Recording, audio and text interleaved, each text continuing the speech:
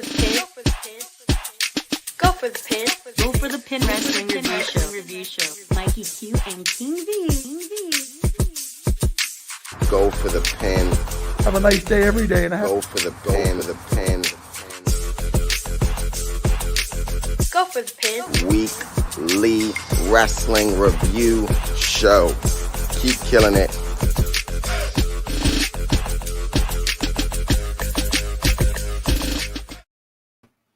We're live, pal. Yeah. Welcome to Go for the Pin, episode 53. I am the leg slap professor. Yep. Yeah, it's back. Episode 53. Mikey Q's in the building. And I'm joined by King V, aka Big E Langston. Hughes. Those are but awesome. I gotta give you credit for that. But, yeah. You know, it takes a lot of time. Under the high grade willow tree. But okay. Welcome, ladies, gentlemen, those who those who are non-binary. Welcome to Go for the Pin, episode 53. And we have very special guests here today. We have the guys of Powerbomb Jutsu, their podcast. They are going to be joining us today, and they're going to be joining us in a few. Okay. So, all right. Well, we're here to talk wrestling, of course, but you want to bring the guys up now, or? Of course. Let's go ahead and bring them on. We're going to bring them on to the stream. Welcome, you guys. Welcome, guys. How you doing? What's up, man?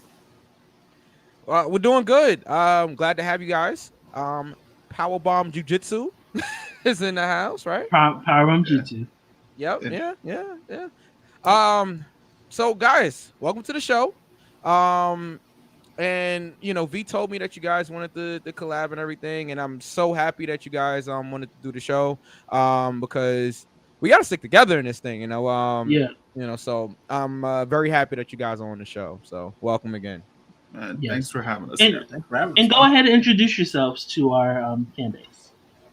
I'm Dom, 1/2 or 1/3 of Powerbomb Jutsu, or 1/4 become another member in Japan. We still count him. Okay. Yeah, he's on exhibition tour. I'm Daryl. I'm here. Don does most of the talking. I just show up. Glad to be here. And Shelton be young too. He does most of the talking too, but he's having children right now, so he can be on the show. Oh, word. Okay. Yeah. Congratulations. Yeah. That's what's up. All right. Well, on this show we talk about the good, the bad, the ugly, and professional wrestling. So, but tell us a little bit about your show. Tell us about Powerbomb Jiu-Jitsu, Dom, if you will. Powerbomb Jutsu. Pretty much, our show was pretty much Jitsu. Like just niggas talking about wrestling. That's pretty much the thing. We do other stuff. Niggas talk about wrestling and other stuff. Are we weekly? Yeah, most of the time. I know how that is. Okay. All right. Well. We try to do our show weekly as well, but sometimes that doesn't always pan out. But it is what it is. Life happens. Yes. Anyway, but okay. Well, let's get right to it, if we shall. So V didn't watch AEW, but we didn't get a chance to comment on the last few weeks. Can I just say, in my opinion, AEW's been killing it with these last 3 weeks or so, ever since they've been back on the road. Wait, hold up, pause. Yeah. Was last week the Nyla Rose and the Britt Baker match? Yes, that did happen. I did watch it. Man, you out of it? Okay. I did watch it. Yes. She fucked her arm up. Yeah. Yeah. I did watch it. Injured. Shit. Britt's injured. But I hear that she's not going to be missing any television time, so that's a good thing. But okay, so that happened. Britt Baker and Nyla happened. What did you think of the match, guys? Let her guys go first. Let her guys go first. Okay. You want to start me, Dom? Okay. I think anything Britt Baker's do is going to be dope. So, I mean, obviously, I'm a fan of Nyla Rose as well. So, yeah, I thought it was pretty cool. I thought it was a pretty cool match. Yeah, I enjoyed it. I like Nyla Rose. She was one of the guests on our show, believe it or not, way before. Oh, you name dropping? Okay. Yeah, I'm sorry. Right. That was like Zelda, I like it. Right. Okay. That was a flex. Okay. I like it. Big flex. Okay.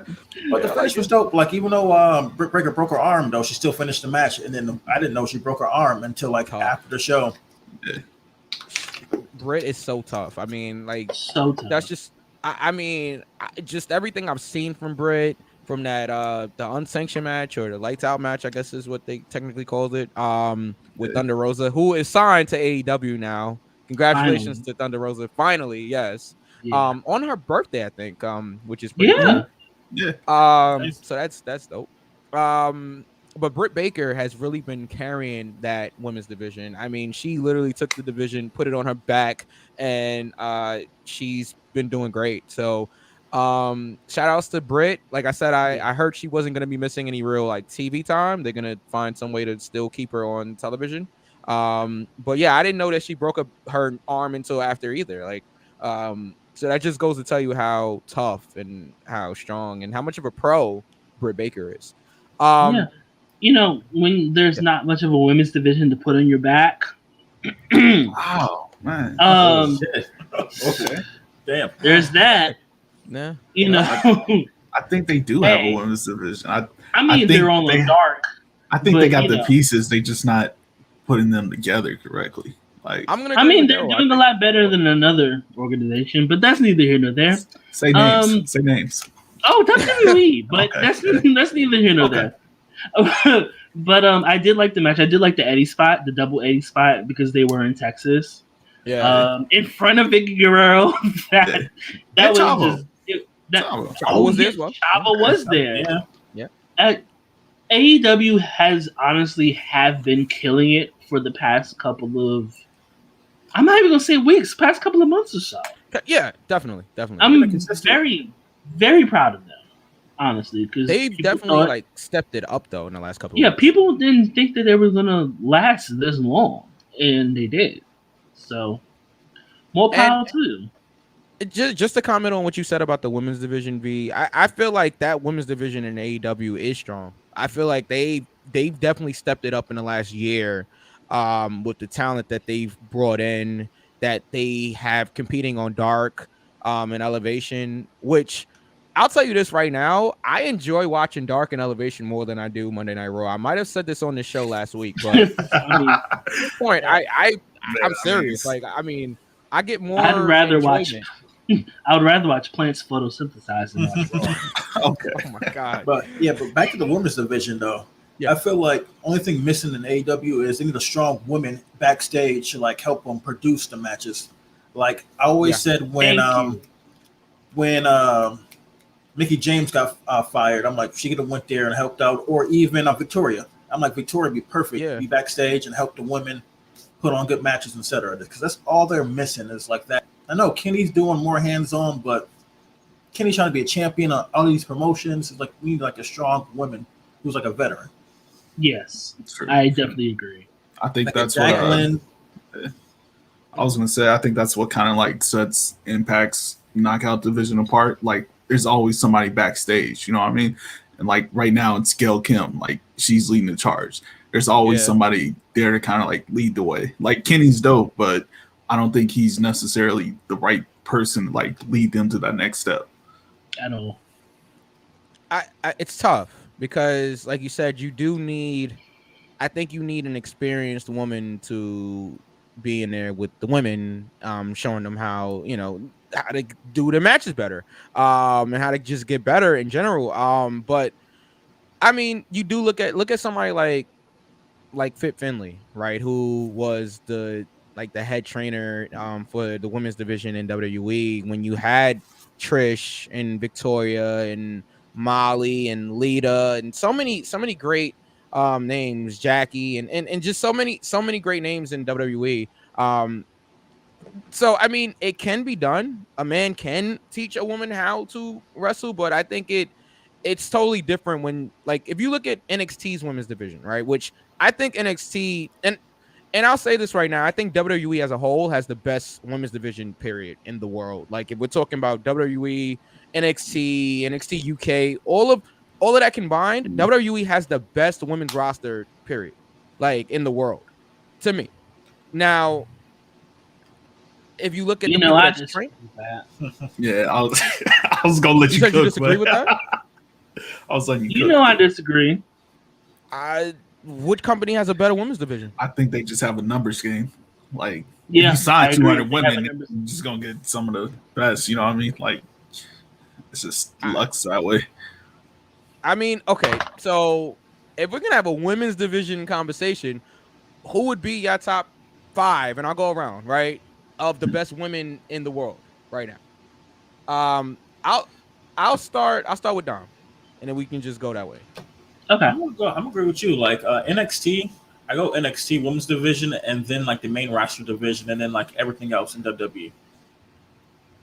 Yeah, I mean, because like okay, we disagree. All right. with because like with NXT, they got so many women, you can put the belt on pretty much anybody there.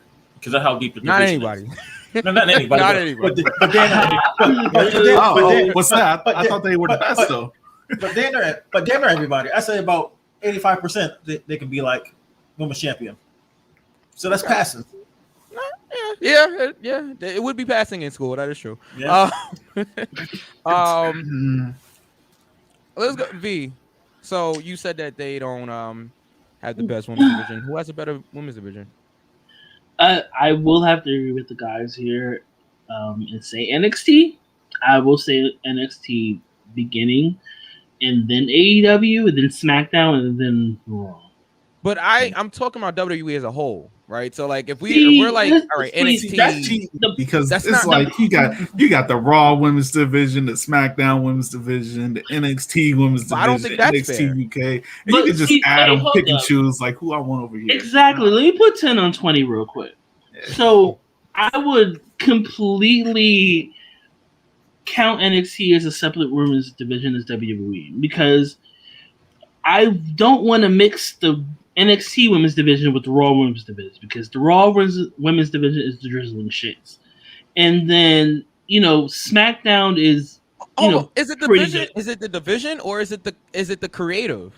Oh, okay. So we could talk about the creative being on crack cocaine or heroin, but no.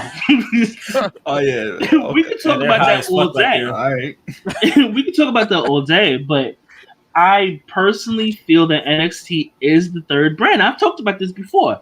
I separate WWE from NXT because NXT is light years better than WWE as a fucking whole. So I would say NXT, AEW. No, let me rephrase that. NXT, Impact, AEW, Impact SmackDown. Daryl loves some Impact. SmackDown, and then like Indies and like Shimmer and Stardom. Stardom. My created wrestlers in WWE 2K, and then like Backyard Wrestling, and then Raw, and then this is like Raw is terrible. Man, I don't it is. get Raw. It's a bad show. It's bad. It's not good. It's too long. It's too long. It's 3 hours are too much. 3 hours is too much. I agree. Man, I could fill 3 hours with the Raw roster. It's just they got 3 hours of remixes of last week. Like, you know what I mean? Yeah. Like the Mustafa Ali and Mansoor story. Like, it's been mostly on like Twitter and YouTube. Like, you could have put that on TV. Like, we gotta watch a remix. We're definitely, unfortunately, we are gonna get to Raw. Man, electric, like part 2, Electric Boogaloo. But we are gonna finish up with AEW. Okay. All right. So yeah. All right. Right, So back to AEW. So because we did miss a few weeks on this show. A couple of things I want to say. Darby and Ethan killed it in that coffin match. I mean, great match there. Great main event. And then speaking about great main events, Lance Archer and Moxley from last week for the IWGP US Championship. Yeah. Whoa. Yeah. Whoa. And Nick Gage. Just wanted to throw that out there. Also. Nick fucking Gage, man. Yeah, right. Yeah, shout out to Nick Gage, I guess. I'm a big Nick Gage fan. He's so dope, man. Yeah. I love Nick Gage. He knows how I feel. Yeah. How did we let a criminal onto AEW? But all right. I have the greatest story with Nick Gage ever, though. So they don't do background checks. No. No, they don't. I mean, WWE lets a racist be on. Never mind. Right. Yeah, they got racists on TV every month. A racist, Rapist, murderer. Everybody. Yeah, I'm like, well, it's I'll take a criminal over a rapist any day. You know, Nick Gage, he just robbed a bank. That's it. He didn't I kill work at a nobody. bank. I work at a bank. You know what I mean? Like, I take it personal. I take it personal. But he didn't rob. But he didn't really put them at the gunpoint. Like, hey, I'm Nick fucking Gage. I'm gonna give you all the goddamn money. I'm ready to kill He Gage. didn't wear a mask. He didn't wear a mask. He just wrote a note casually, like, "Hey, just give me your money." Dumb. That's it. How fast did they catch him? You know, usually that takes like 24 hours. Like, but he turned himself in though. Man. So I was watching the Dark Side of the Ring with dumb. Nick Gage, and my little niece was like, "Uncle, he come out with a mask, and why didn't rob a bank with a mask? He's dumb." And she's like 9 years old, and she said that. She gets it. She gets it. She's gonna do just fine. Right. She'll never rob a bank, and if she does, she'll wear a mask. You know, exactly. Like, come on. Right. All right. But Nick Gage, he's a cool guy though. He's a cool guy. I met him personally. I've never met Nick. You know, I've had the pleasure of meeting a few people, but I've never met Nick Gage. But Jericho's in for the fight of his life this Wednesday night. Tomorrow night, as we record this on Dynamite. So yeah, I'm looking forward to that one. Nick Gage just had like a bloodbath with Matt Cardona. Matt Cardona, who is now Deathmatch King now, right? You know what? I had to respect him, and I'm always down to like trash Matt Cardona. I had to give him some respect now. I can't even Cardona. I'm gonna at least give him a month, like, you know what I mean? Like, so great job, Mr. Cardona. Real champ. I never thought that he was going to. I didn't think he was going to bleed as much as he did. Like, if anybody saw a highlight to that match, it was gruesome. Like, I thought. I mean, Matt is. Yeah, I watched the whole match. So I watched the match days ago. I'm like, oh. It was. It was a lot. I mean, especially Matt Cardona coming from that WWE environment, and you know, it was a lot. Like, I can't believe that he actually put himself through that. I think we do. I was proud of him. Yeah, I thought Nick Gage was gonna like take all the like weapon shots, and it's like once he went through that glass table, it was over. You know what I mean? Wow, it's Matt Cardona right there. Wow, bloody Matt. I've never seen Matt like this. Yeah. I mean, wow, there it is. New York in the building. Like this on Impact, I wouldn't have such a problem with him. Look, look like a real champ now. Remember? Yeah, he's an ECW legend though. Yeah. Mm-hmm. All right. All right. He told himself that. I know. Yeah, I know. Bring some class to the GCW universe. Did you guys see how they reacted to him after he won? Yeah, that was How do you guys feel about that? I'll let you go first. Okay. Yeah. I think I don't care if trash is thrown in the ring. With GCW though, like they kind of take it too far. Like they throw like whole beer cans. Like you're not even gonna drink your beer first before you throw it. Like I remember when Ricky Shane Page beat Nick Gage, like they started throwing chairs at him. Like I remember like they sent security out for that. Yeah, it's like, and I remember Ring of Honor. I want to say it was I can't remember who it was. I want to say it was some Jim Cornette did with Jay Lethal, and like they filled the ring with like trash. Then, like I don't have a problem throwing trash, but like they were throwing pizza cutters and like full cans of beer. It's like, come on, man, drink your beer first. Yeah. Why you got a pizza cutter with you? You know what I mean? Right. They could have. It's not like they have security at these events. No. Well, like they don't do security checks for these events. Oh no, I know. The Indies don't. I'm telling you, they don't. Yeah, but what was that?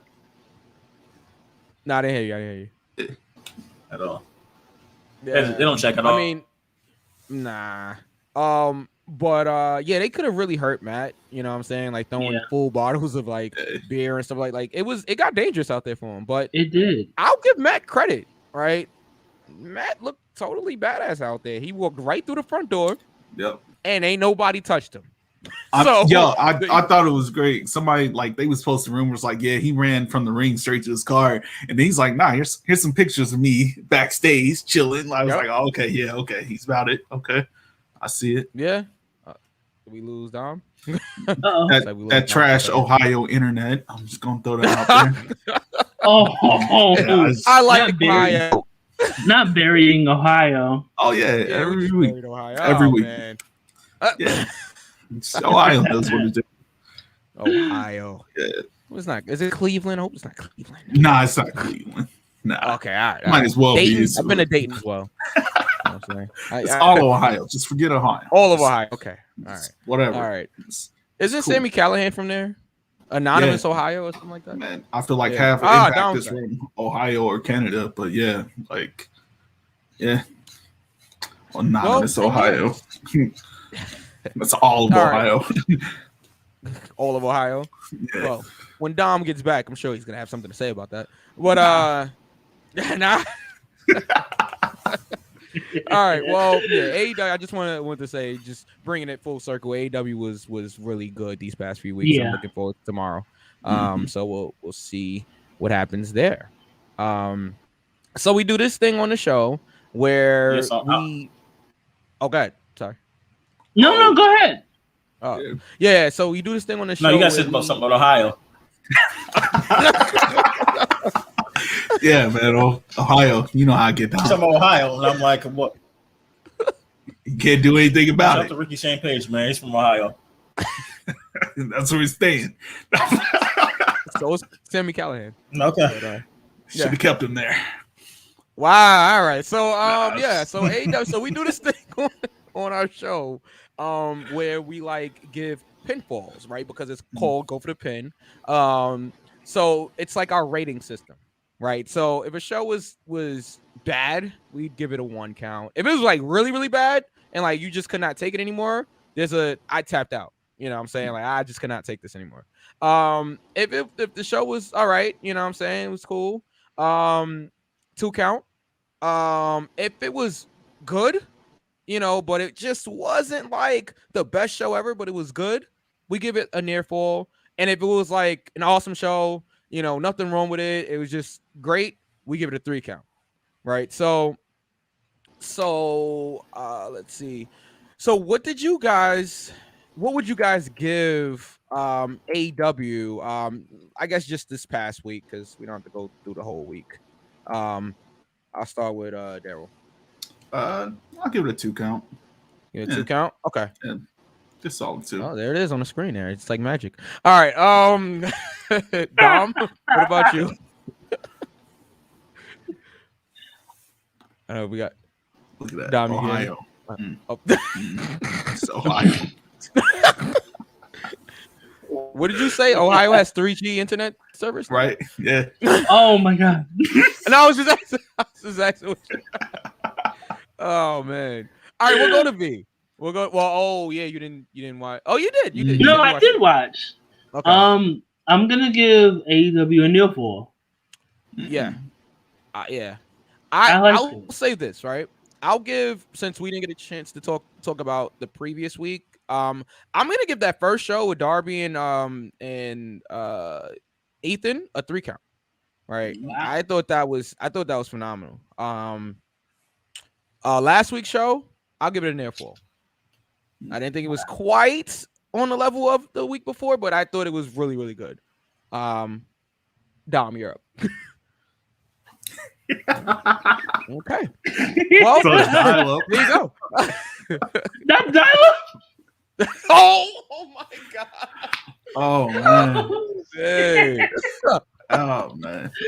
All right. Mad about this now. Oh my god. You could also type it in the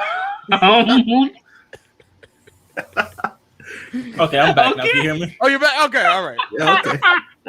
Okay, I'm back. I don't know what's going on here, man. Man, fuck you guys, this is Ohio, man. Oh man. Hey, they said Sammy Callahan hacked your internet service. Yeah. Oh yeah, he did, man. Week. Yeah. So Dom, as I was trying to ask you, did you hear what I was saying about how we rate the shows? Yeah, so I give it a 2 count. Okay. Like magic again. What? All right, 2 count. Okay. So pretty good ratings for AEW. All right, let's keep going here. We are gonna get into Friday Night SmackDown. Wow, we just skipping over Thursday Night Impact. Okay. Oh, you want to? Okay, we go to Impact. Okay. Okay. Yeah. No, Whatever. 3 count. Let's move on to SmackDown. 3 count. All right, 3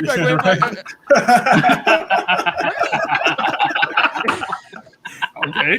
You know why I told 3 count? Because I am a Kara Hogan stan. All right. Okay, And there you she go. lost. Okay. Also, So, and she did the job. So no, Impact doesn't get a 3 count for me, buddy. It gets a near ball. No. What about?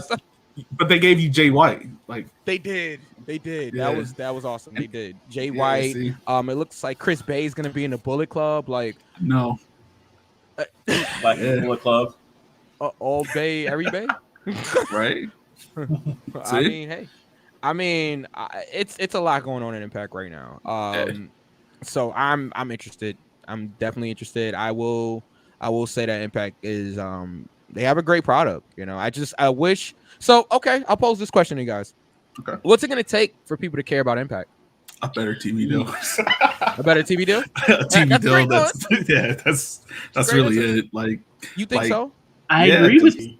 I do say it all the time. It's like if you get Access TV, you got like the super duper cable package, and it's like otherwise you gotta go find the Twitch channel every week. You know what I mean? Like most people have no idea. Like nobody knows where to find Impact in the States. You know, so when they get a better TV deal, they'll be back up there. Like they do fine for like Access TV and like little channels like that. They do great ratings, but most people don't have those channels. We just keeping it real. So you guys don't feel like that brand as a whole is just like damaged so much from like that TNA stank on it, I guess? I think they can always bounce back though, because that's what they've always been. They've always been about like bouncing back. Every time they're like down, they always bounce back for something new. Yeah, they find something new. Like, oh man, we're doing terrible right now. What can we do? We'll sign Christian. Or you know what I mean? Yeah. It's like, oh man, what are we gonna do now? We'll do the Broken Universe. That'll work. You know what I mean? So they always find a way to like stay in the like forefront. It's just nobody can find them. You know what I mean? That's okay. I mean, I want them to do well. I know a lot of the guys and the girls there. Like, I really want them to do well. And I do think that it's gonna take a better TV deal, like you guys said, and just continuing to do great television. I think that's what's important. Just, you know, being an alternative. Don't do the same thing as everybody else. Like Impact feels like a different show, and I do give them credit for that. You know, so I'll be definitely watching to see what they do. They got me back because I was like an original TNA fan from like the inception of TNA. Okay. And somewhere down the line, once they let AJ Styles walk and Samoa Joe walk and Robert Roode and all of these great talents, like once they let them go, and it was just like they just let them go. And I know with AJ just wanted more money, and I think they should have paid AJ whatever AJ wanted. Yeah, they should have paid him. But I ain't mad about it. You know, but it's paying Hogan. It's paying Hogan too much money. They should. Yeah, that Hogan and Bischoff era. I ain't gonna lie to you. Oh man, that's another thing. I hated Hogan before the tapes even came out. Man. Look, the only Hogan we acknowledge on this show is Kiera. That's right. Fair enough. That's right. That's that on that. All right. And that's on period. So that's on God. Yeah. That was supposed to be my line, Mike, but that's fine. You know what? I mean, these things happen. It works when I do. It works when I do. But it's fine. Yeah. All right, let's keep going here. Friday Night SmackDown, shall we? Oh, child. So I take it you didn't like this week's SmackDown. Okay, so one of the big stories was Rolling Loud, right? All right. Sound like you got some thoughts you want to share. You want to share with us? Can I just go ahead and go first? Yeah. Okay, so KV doesn't smoke it, and sorry, Dad. KV doesn't smoke mid, but that's what that show was. It was completely and utterly mid. Like, I felt bad for, Bianca and Carmella because, as well as the Street Profits and the other ones that they battled. And man, cold. Wow. Very don't even feel bad for Chad Gable, man. I don't. But they took his first name and you don't even feel bad for him. Like, wow. Right. It was like it was awkward. Yeah. I was like secondhand embarrassment. Like it was mad embarrassing. Are you not embarrassed? Mm-hmm. Like I'm sitting there like, yo, this is embarrassing because it's like they just want to see Lil Uzi Vert or Young Little Rich Bitch. I don't know who's performing there. They were chanting, "We want Bobby." Baby. They were like I was like Bobby Smurder, Lashley, Boucher, Bobby Brown. Honestly, I'm cool with any of them at this point. Bobby DeBarge, like I'm just like, no, get it off there. Who are they chanting for? I'm like, this is embarrassing. I felt bad because they both matches they both went out all 6. There we go. All 6 of them went out there and did their best, but they just didn't care. And it's just like, it's like WWE was like, okay, Rolling Loud, niggas. Okay. Oh, yeah. Find all the niggas and put them on there. And that's exactly what they did. Like, that show, it was awkward. In front of a white crowd. Absolutely. It was awkward. It was embarrassing. And the people that was there that may have been wrestling fans were probably like, okay, we're too cool for this. It was embarrassing, and I felt bad for everybody that performed because they actually did a good job, performing, but nobody gave a fuck. Yeah, the crowd didn't give 2 fucks about it at all. I mean, like, you can't even see the stage for like in a crowd that big. Like, you gotta watch the little bitty TV screen. Like, they don't know what was going on. It was high. It wasn't promoted well. That was my first thought. My first thought is nobody can see the ring. Like nobody can see what's actually going on. That was like my first. All of them were high. Yeah. Okay, they were on. High, drunk. Things that I like to be during homecoming. It's just things. It's like shout out to North Carolina A&T. But anyway, it's like I'll be down this year. They didn't really think that through. I think it was poorly promoted.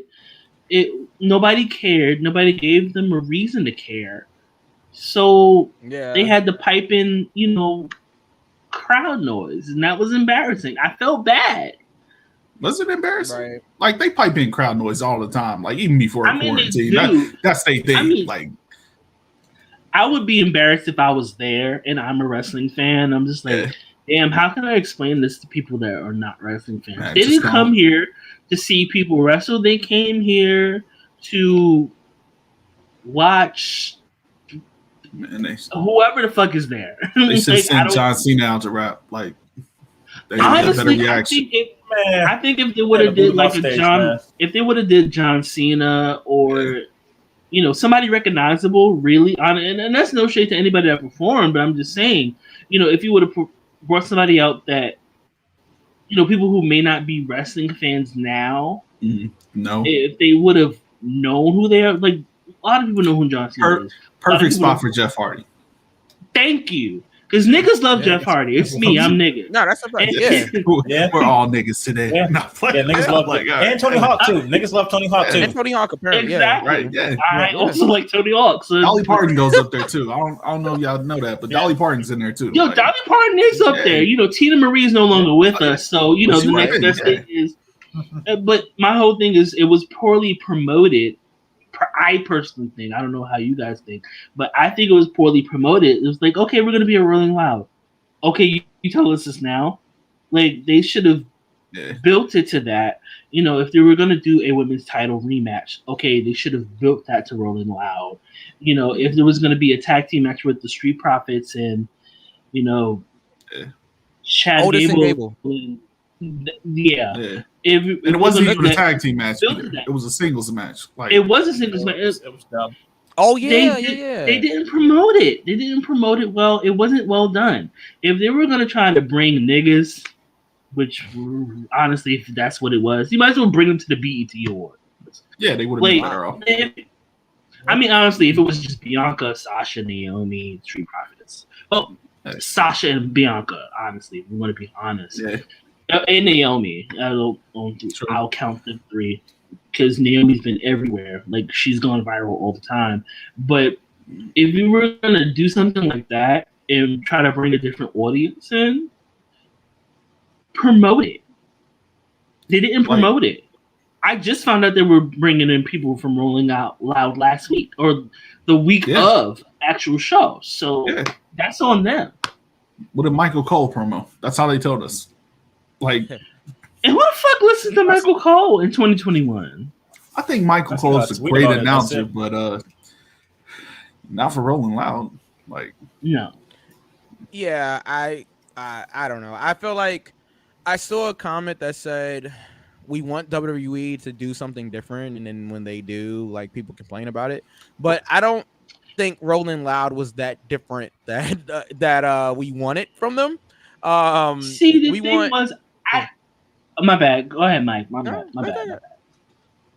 No, I was just saying that. Yeah, go ahead, V. My bad. I was gonna say, I didn't have a problem with them doing something different, but let it be organic. That's the problem.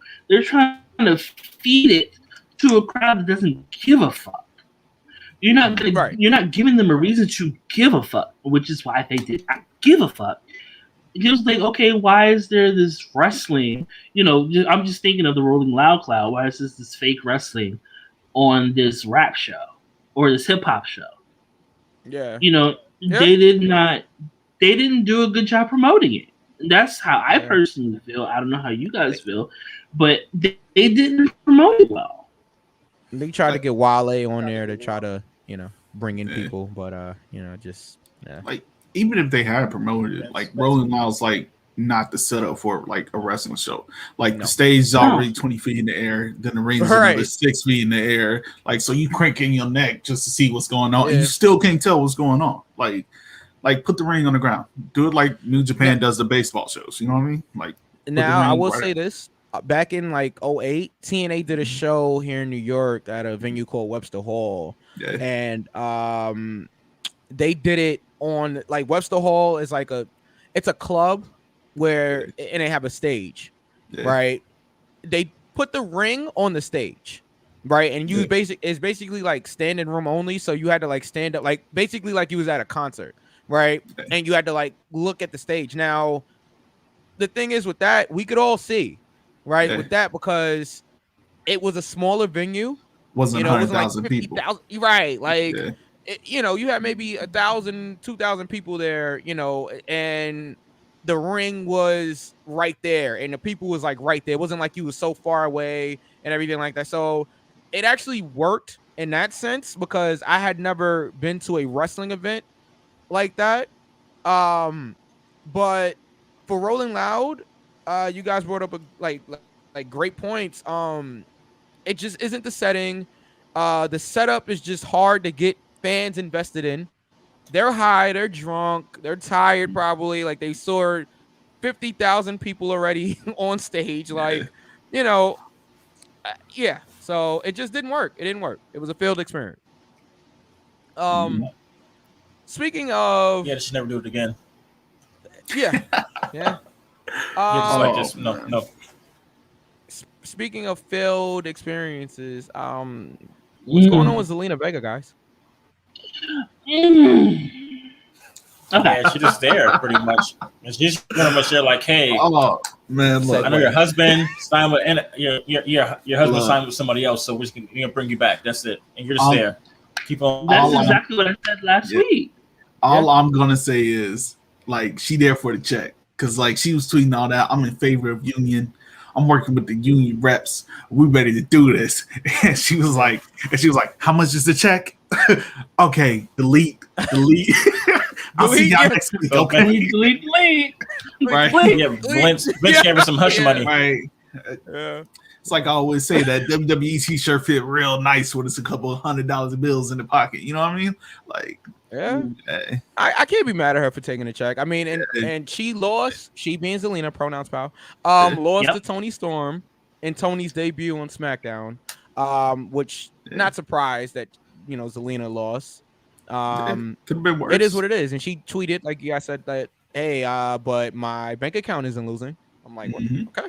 Yeah, fair point. That's fair enough. Okay. So you go ahead and let them job you out, girl. Go ahead. New York, stand up. Not my borough. You from Queens. Not my borough.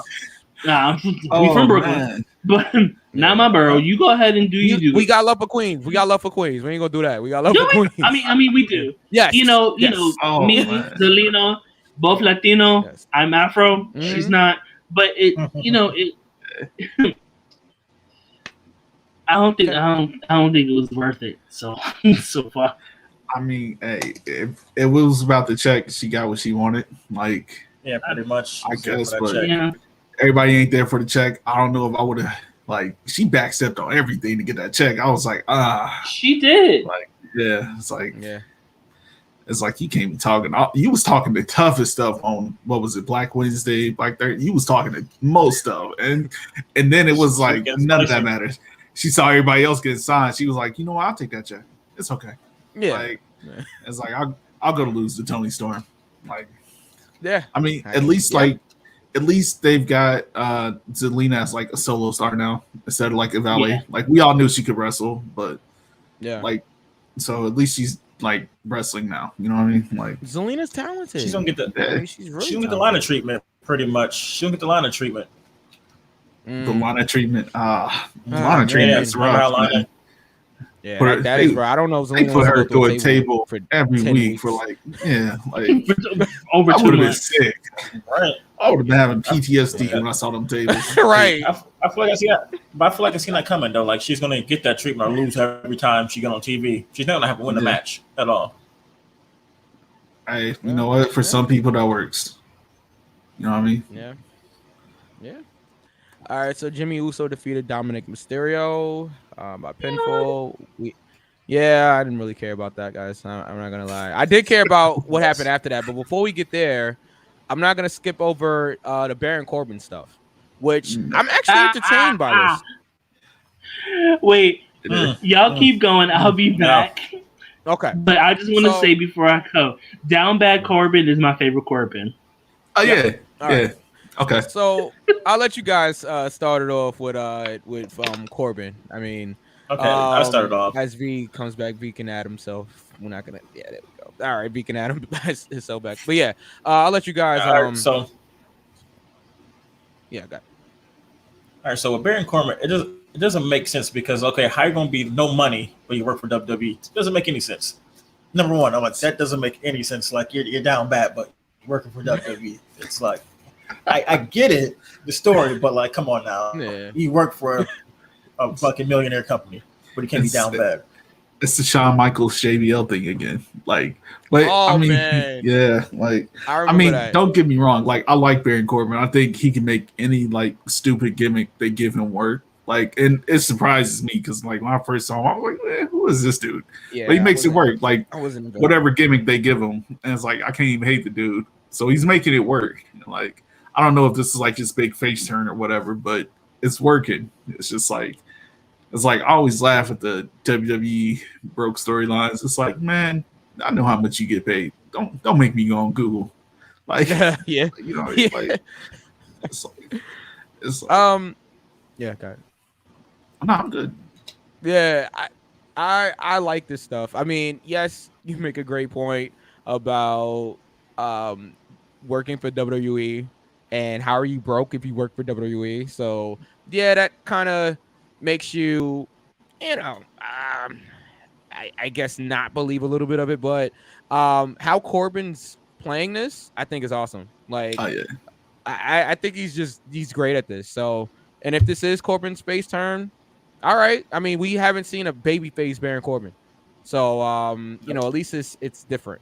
As V comes back on, so I'm at him back here, but yeah. So there you go. All right. V. I added V back. I think V added himself back. There you go. All right. And I'm black. All right. All right. So, but yeah, we was just talking about how if this is a babyface run for Corbin, like, I mean, I'm all for it. We haven't seen it before with Corbin, so I'm all for it. Yeah, I agree. Yeah. And Kevin's great also. Kevin's like, here, man, just Just care. Take Man, it, they robbed him. That was cold. They robbed him. Like, that yo, was come funny. on, man. That was sick. funny. That was sick, man. Man, y'all went from tag team champions to Robin, Baron Corbin. Like, come on, man. Oh, first he gets man. hit in the Corbin. First he gets hit in the Corbin, and then he gets robbed. I mean, man, it's like I couldn't even laugh. I'm like, he's having it rough.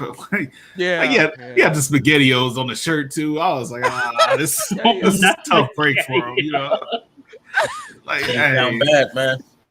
Hey, yeah, I like that. I did like that stuff, so I will say that. Finn Balor got a win over Sami Zayn, no surprise. What else am I missing here? I think that's about it until the main event here, which I was about to get into. The main event segment.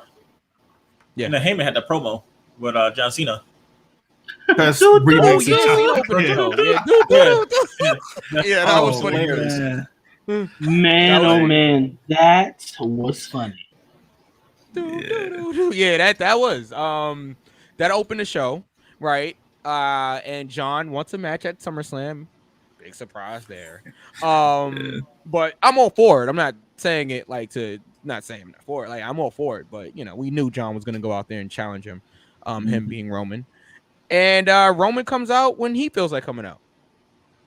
Word. Roman cuts this promo, and I was highly entertained. He said John Cena's like missionary every single night. That's great. Yo, that was like, the big dog ain't going for that, huh?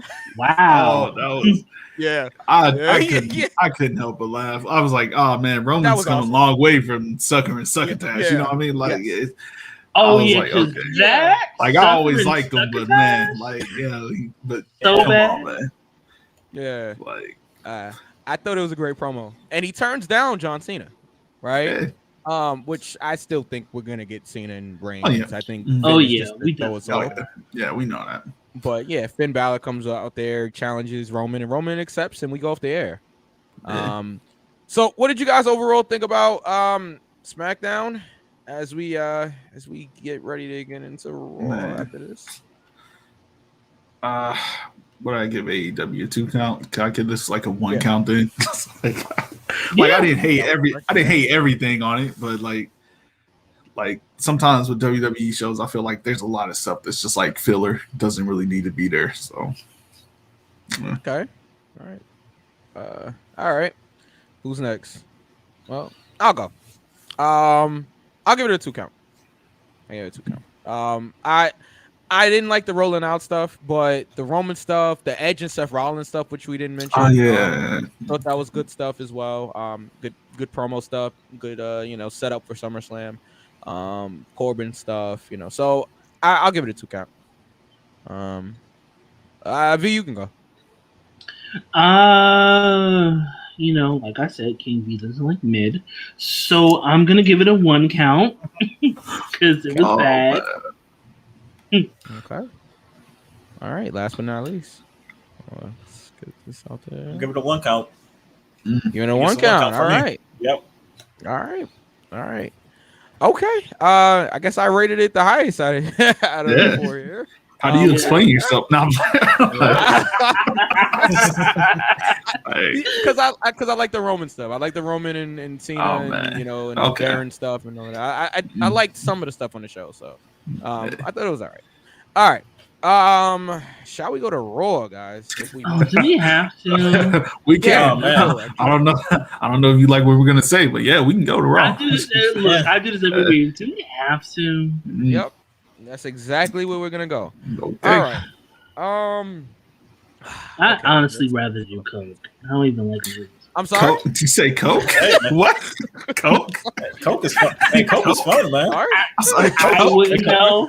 Yeah, man, Coke is fun. I wouldn't know though, but I heard stories. Cocaine is fun. Let me go ahead and I'm drawing a line. Let's start here. Yeah, that's a slippery slope right there. All right. King V has never. I don't even like nasal sprays, So I don't know. Coke kind of rolled off your tongue right there. You know, like, it's just like rolled off real smooth, man. Like, right? yeah. It's not the first time you said it, huh? Oh, man. It's not the last Bruno time I did Mars coke. over here. First. You know? Like, okay, like Oh, 88, man. check the snake over there doing cocaine. right? Wow. Oh man. Oh, All right. you could have I mean- at least with the Kurt Angle, right? You know, like start with a couple of pills. Oh, man. Nah. Oh, I mean, man. if you want to do heroin like Bruce Pritchard, Hey, allegedly. Hey, All right, so hey. let's all right, let's go to Raw. The show opened.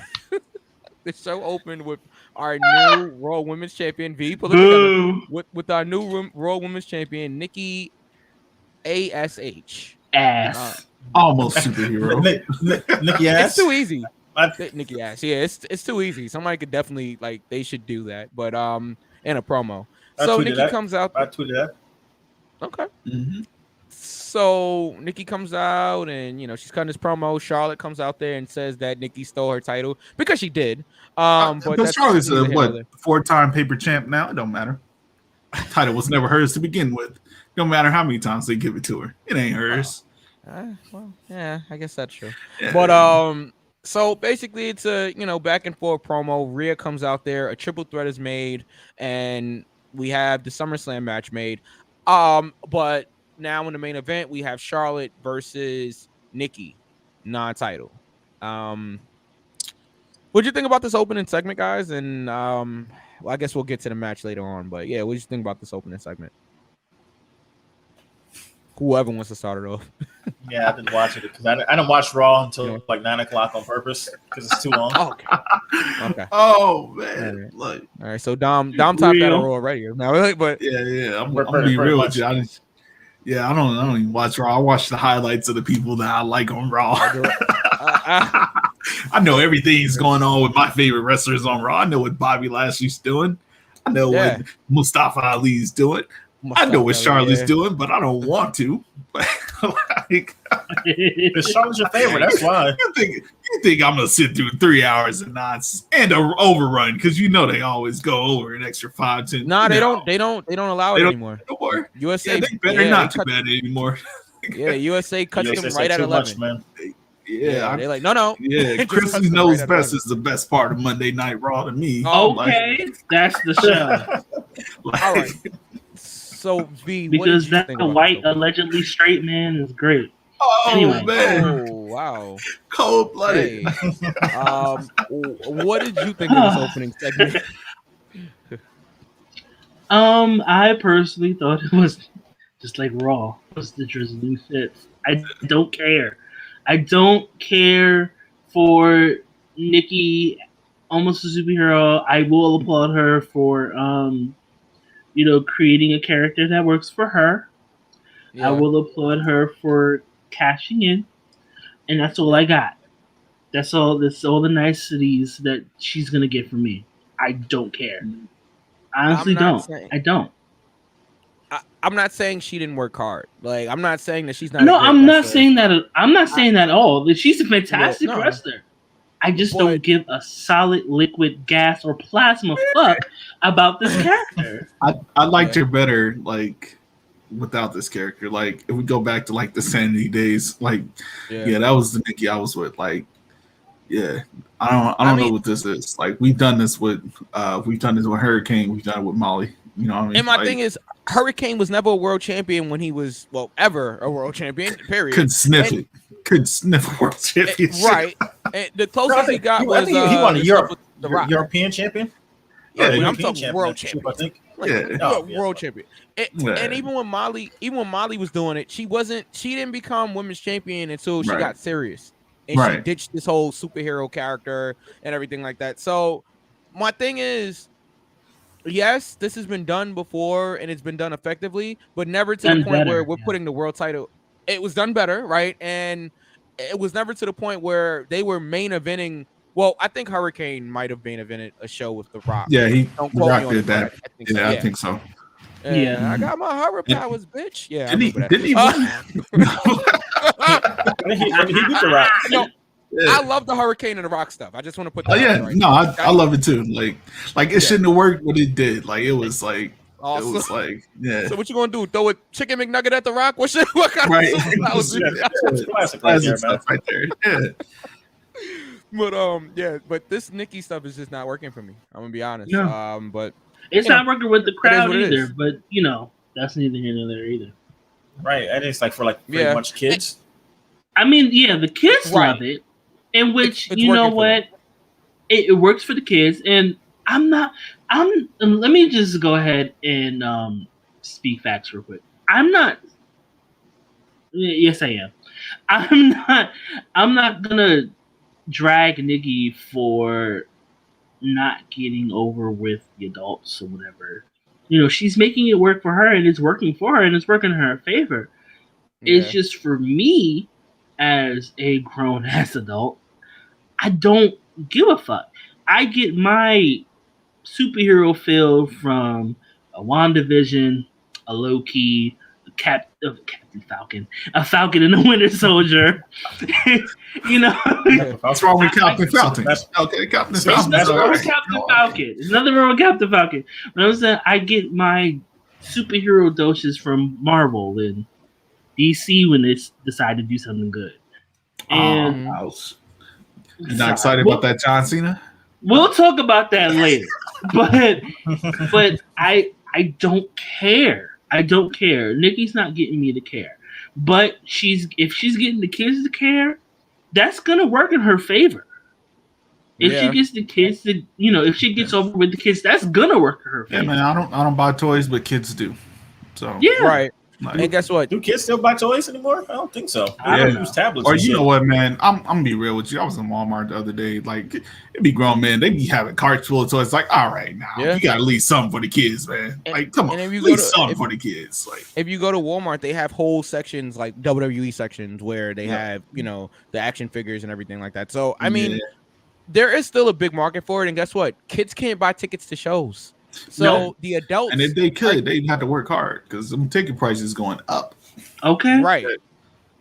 If it's up, then it's stuck. Cardi said, but yeah. So I mean, listen, if you look at it this way, right? We're gonna just get right over. When you look at it this way, right? I'm with it. The adults, it's a good reference. Yeah, thank you. If it's actually the SummerSlam theme song. Is it really? It is. Is it really? The SummerSlam. Yeah. Man, shout out to Cardi there. Shout out to Cardi. She getting that bag. That's bag money. Yeah. That's bag talk right there. But anyway, if you market it to kids, the adults have to buy tickets for the kids and for themselves to take it. Think about it. It works. It works because the kids, 5, 6 years old, they have to have their parents taking them to the event. So now you just got 2 tickets. And they're probably gonna bring, to 2-family home. I don't know how people's situation is, but if their mom is still there or whatever, then you got 3 tickets that you just, the kid wants to bring his friend. I know I did when I was young. Oh, now we done bought 4 tickets for a wrestling show. Where if we market it to an adult, maybe 1 or 2 people may come. So you're actually doubling your revenue if you're marketing to children, making it a family type of show. So I get it. I get why they do it. Just me and I guess all of us as grown adults don't relate to it. Yeah. But I understand why it's done. Still, you can get Nikki over without putting the world title on her. But that's just my own personal opinion. Okay, we had a different type of matchup here. We had Damian Priest versus Sheamus. I always like when they do different. And I like both of them. I like Damian Priest and I like Sheamus. What I don't like is they're doing these contender matches where you have to beat the champion to get in order to get a match. Like, come on, that I don't get it. I don't get it. They used to do that back in the day. You used to do it back in the day, like you have a match and he beat the champion, then you get a title shot for the line. But back in the day, that wasn't like the whole storyline. Like now, it's like you want a shot at Bobby Lashley, you gotta beat Bobby Lashley first. Like, man, come on, not the way he did. Come on now. But I know Triple H did it back in the day, like, hey, Rocky, if you want a title shot, you had to beat me and who else would me, like the whole DX. Yeah. And he gets pinned. Well, that's different. The match set up that way. That's different. But that's just Triple H being like Triple H. That's not like the storyline. Like now it's like the only way to get a title shot is if you beat the champion. Nah, man, I beat everybody else in the division. Give me my title shot. Like when it's done. And my thing is, if the number one contender has already beat the champion, right? Why do I care if they're doing another match? The problem is they do this, right? They do it every week now. So you'll have a challenger beating the champion for 3 weeks in a row and then lose at the pay-per-view. Yeah. You know what I'm saying? Like, so yeah, what's the fucking point? That's the old John Cena method. You see, John Cena would win every week on Raw, and then he'd lose on the pay-per-view. That's how they're doing it now, except they're doing it in reverse. Like to get to the championship match, the champion loses every week, and then he wins on pay-per-view. Like I think it's trash any way that you look at it, but yeah, it's terrible. And I think WWE is still doing that like 50-50 booking things. Like, champion's got to get his win back. Like, come on, man. Like nobody gets over that way. Yeah, like nobody. Booking gets over nobody ever. No, you know. So nobody's benefited from that except maybe like Dolph Ziggler because he finally got some wins again. You know what I mean? Like that's it. Like, now don't laugh. Dolph Ziggler really did used to be world champ. He used to be somebody, and now he's sticking up Baron Corbin. Like, how far has he fallen? Like, come on, man. He fell pretty goddamn bad. No, he's tag team champion though. Yeah. No, he's not. Jimmy Uso is tag team champion. Shit, damn. No, he's not. Oh, shit. He's a transitional champ now. He used to be Mr. Money in the Bank. Big E was his sidekick, bro. Like, come on. Big E was his bodyguard. AJ Lee was his sidekick. And she went on to be more successful than he did. And Big E's Mr. Money in the Bank right now. And Dolph Ziggler's robbing Baron Corbin for $40. Dolph Ziggler has fallen down. I feel like 50-50 only benefits Dolph Ziggler. Like, that's it. It's just him. You know what I mean? Yeah. And maybe John Morrison. Like, maybe John Morrison. Because Al Miz, it ain't working. It ain't working like it was working in Impact. The Johnny Drip. No, we gotta let it go. Okay, yeah, let that in the drip stick. Gross. Yeah, like let that. Yeah, please. Let it go. Because moist. No, he's American. Moist. Moist. I was like, it's moist. Wow. Like that's who came up with that shirt? Like most people don't even like the word moist. You know what I mean? Like unless you're talking about a cake, the word moist doesn't like. Actually, that cake is moist. Do you really? I love the word moist. It's great. Oh man, you need to go to therapy. Vince is pretty much like the word moist should only be used in reference to like cake. Like never. Like I've never. Oh man, it's humid. It's moist out here. Like, come on. Come on. Like, we also like to apologize for the people who hate the word moist us hearing it multiple times. I'm sorry. Damn. This is reverse ASMR. Like, you're not sleeping now. It's just stuck in your head. You blame John Morrison. Like, goddamn, it's just kind of moist. Like, niggas don't say that. No, nobody ever says that. Like, I can't even think of another way to like use it in a sentence. You know what I mean? That's not a word that comes up every day. Like, when's the last time you used outside? What is like? Yeah, like, do you mean humid? What is that? What you meant, humid? Like, come on, man. Like, when is the last time you used it in a sentence? Like, I'll leave that answer alone. All right, so Damien, you got a dirty mind. Okay. I got one kind of moist, but damn, but shit. Okay. Right, sorry. Yeah. No, you blame John Morrison. It was all John Morrison's fault. John Morrison is sorry. Was he really? Damn, girl. He was on the show, and he got a win against Riddle. Since you guys brought up John Morrison, he got a win against Riddle. After I hate Matt Riddle. Again. Oh man, he ain't bad though, but he's a nasty nigga. I hate him. I can't stand Matt Riddle. He's not bad. I'm sorry. I just hate him. He's not bad. He's just a nasty nigga, man. Nasty in more ways than one. Like, right. I don't trust barefoot wrestlers. All right, I haven't trusted a barefoot wrestler since Follow Bob's the only one. Follow Bob's the only barefoot wrestler I trust, and he put on shoes now, so it doesn't even How about Russo? He put on shoes, so it doesn't matter. Russo, he wrestled barefoot. He's wearing boots now. What's he wearing though? Yeah, he put on boots. He realized the barefoot look wasn't trustworthy. You know what I mean? Devon Eric's man, barefoot. They was crushing their feet too. Like it don't work. Like I don't know. Man. I don't know about you, but I've never seen a barefoot white guy running to me, and I said, you know what, that guy is trustworthy. That guy is somebody I can trust. Oh man, yeah, he's the one. Every time I see the barefoot white guy, the police aren't far behind. You know what I mean? Like, that's just, I don't trust barefoot wrestlers. Wow. Unless you're Samoan, you're not getting away with it. You know what I mean? At least the barefoot white guy gets out of the police interactions alive. But anyway, exactly. It's another reason you can't trust them. Well, yeah. Okay. Speaking of rematches, I was gonna say how we could have got segue. Speaking of rematches, of rematches, we did another AJ Styles and Omos versus Viking Raiders match. But they already lost at the pay-per-view. Viking Raiders came back just to get beat. Right, exactly. And they lost at the pay-per-view, and then they lost again on Raw. So why are we doing this? Almost got to get them reps in.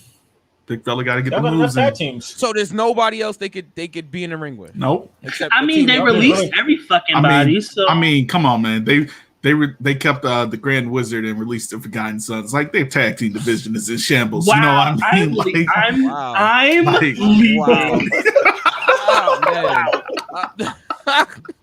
It's true, man. It's like WWE has no tag teams. They did it to themselves, though. You know what I mean? They keep releasing all the tag team wrestlers, and it's like they do a great job putting teams together like best friends. Like this is our own Sheamus thing. Worked out. I thought it was going to be stupid. It worked out. Mustafa Ali and Mansoor, I'm loving it. Mustafa Ali he's becoming a good guy again, even if he doesn't want to admit it. He's becoming a good guy again. I love it. I hate that they're putting most of it on like social media or whatever, but it's a good tag team. They're good at putting teams together, and then they break teams up for no reason. Like the Viking Raiders about to break up after this. You know what I mean? Like it's just. But they have the good team. They have T-Bar Mace or whatever the fuck they called. Why'd they break up Shelton Benjamin and Cedric Alexander to do nothing? Stupid. To do nothing. Like, fine, you want to break up the Hurt Business, but you probably should have kept them as a team because they're doing nothing. There's a nigga threshold that Vince McMahon can go over. Yeah, unfortunately. It's still there. This is a good year for Black Wrestling. I talked about it in our last episode. Black Wrestling in WWE, it's a good year for them. First time 2 black people main event at WrestleMania. First time 2 black men wrestle for a world champion. First time 2 black women wrestle for a world championship. Like it's a lot of firsts, like for black people in WWE this year. And it's only July? Yeah. It's still got time to turn around, you know. First black person women's champion. I feel like that's enough. He about to turn that. He gonna turn that shit around by like October. It's a wrap. Oh yeah. But when you think about it, it's like, why did it take this long? Like, you think of the women's division, it took until 1996 for a black woman to win a women's championship. And they still don't acknowledge her. Barely. Yeah, Black History Month, that's it. They acknowledge The Rock half the time. Mm-hmm. Well, The Rock acknowledges. Let me leave that alone. But, it's... I'm leaving that alone. He's doing better. Barely. But anyway, it's like... They have all of these people and then, release them for whatever reason. Like, it's stupid that they released the Iconics. And we've talked about this before. It's stupid that they broke up the Hurt Business they broke up the Hurt Business this early or as early as they did. And now they're just putting people together. They put Mandy Rose back on SmackDown, so we don't know what the fuck's going on with the women's tag team. No, she's back in. I think she's back in NXT, right? She's back in NXT, and we don't know where Dana is. Allegedly, I don't believe it, but I can't say I don't believe it, but she hasn't confirmed it. Allegedly, she's pregnant, Dana Brooke, and it's. Well, they always got Eva Marie. All right, can we get to Eva Marie so I can drag the fuck out of this untalented wench Please. Oh man. Oh, man. She's a legend, man. What a disrespect. Hold on. Drew defeated Veer by disqualification, and then we get the women's tag team championship no more contender match that you guys put up. Shout out to Jinder Mahal. Gender's my guy. Show. I mess with Jinder. Yeah. I shout out to Jinder Mahal. And I put it actually, into the great white hype, Jinder. You know what you got to do. and I said this on this show that I actually am into this Jinder Drew McIntyre storyline. Now you have them as two former WWE champions. This isn't just this 3MB storyline or whatever. You have two former world champions that's about to go at it at SummerSlam. So I'm all for it. It makes sense to me. So and having Drew beat up, Jinder's lackeys, I guess. The Evolved Sins brothers. Good job on the stereotypes that do. Right. Yeah, they did that. Yeah. They're gonna keep it in the bag, Yeah. So, but you guys started mentioning Eva Marie. Her segment was after this. It was the Women's Tag Team Championship #1 contender match. Natty and Tamina versus Piper Nevin and Eva Marie. I had to stop myself from saying the other one because the other name is actually stupid. It's stupid. Somebody need to be fired for that. Yeah, somebody need to be fired for that. Her name sounds like fucking cheap as candy. Right. Come on, man. Man, this is going nowhere real fast. It's going somewhere bad. I predict it's going all the way back to the Piggy James thing again because it's like they're setting her up, and it's like Eva Marie is screwing over, and she's like, "Well, I'm Eva Marie. This is it's going the same way that Bella Twins thing did with Mickey James. It's not a good look. Y'all should let that go. I'm glad they stopped doing the Be a Star campaign because now it's like at least you can be honest about your bullshit. That's a fucking lie. You know what I mean? At least be honest with your bullshit. Now we know where it's going. It's unfortunate. The name, I was like, maybe I'll give it a chance, and then I saw where the storylines were going, and I'm like, nah, nope. Yeah, it's pretty bad. Nope. Yeah. I've already said I hated the name Dewdrop because it literally means a woman who basically is into women. Really? You like the bump cats, and for real. I had no idea. No, serious. And I believe Piper Nevin recently came out as bisexual. So it's just like, really? WWE, they put that stamp on him now. Back in the day, it was like, all right, Undertaker, you gonna beat the gay out of Chris Canyon. All right, now it's like they put the stamp of approval. Oh my goodness! And it's like, hey, am I lying now? Am I lying? Am I lying? That's what that was. They said go out there just like Boy George, and we're gonna have Undertaker. No, not now Boy it's like George. And that's what he was though. He was singing Boy George songs, like that's what they did back in the day. And now it's like Chameleon. And now it's like Darren Young put him in a tough place, and now they're trying to be like, oh look, we're so accepting. It's like there are decades of footage showing you are not that accepted, unless it was Pat Patterson. That's it. Pat Patterson got a pass. Pat Patterson, he's one of the good ones. We leave Pat alone. He's the good one. The rest of there's decades of footage about all the bullshit y'all were doing, and now it's like, look how caring we are. WWE cares. I mean, Billy and Chuck, but we'll leave that alone. Man, we're gonna leave Billy Gunn alone. It sucks. I want to like Billy Gunn. I wanted like Billy Gunn, but it's like every time. I understand why The Rock did what he did to Billy Gunn. I understand it. Billy Gunn had it coming. It was he earned it. He preemptively earned it. It doesn't matter what your name is. Exactly. You know what I mean? Man. Yeah. WWE, there's evidence. Y'all not slick. Y'all terrible. Dewdrop. Oh, you just came out saying that you're rubbing clits together. Okay, we got the perfect name change for you. You know what I mean? Oh man, Labia Majora. They should have rocked with it the way Impact did back in the day. You know what I mean? This Orlando Jordan is gonna be Orlando Jordan. You know what I mean? And even now, Impact is like they don't look at this courageous LGBT wrestler we have. You know what I mean? It's like, hey, Kiera Hogan's throwing the coming out party. Come on. We having an Impact drag show. Come on to the show. You know what I mean? They did have an Impact drag show. Yeah, that happened. Yeah. It's like they handle things like Impact, AEW. They handle stuff way smoother than like WWE does. WWE's like, look, we're caring now. Here's the stamp of approval. Look, we're gonna pin a flag on him. Look, it's amazing. Like Jake Atlas, like You Jake guys Atlas, like- all through Pride Month. Jake Atlas, he was on a roll. Jake Atlas undefeated. Mercedes Martinez, we're gonna obviously show that she's a stud. Like, oh, you guys like niggers? Oh my God, Black History Month. Oh man, Jake Atlas undefeated. Jake Atlas the next Goldberg doing Pride Month. As soon as July Jake Atlas is on fucking. He's on 205 Live now. Not on TV. Yeah, like all right. It's like okay, Jake. Ain't nobody watches Pride Month's over. You know to Pride Month's over. You go ahead and get. Never mind.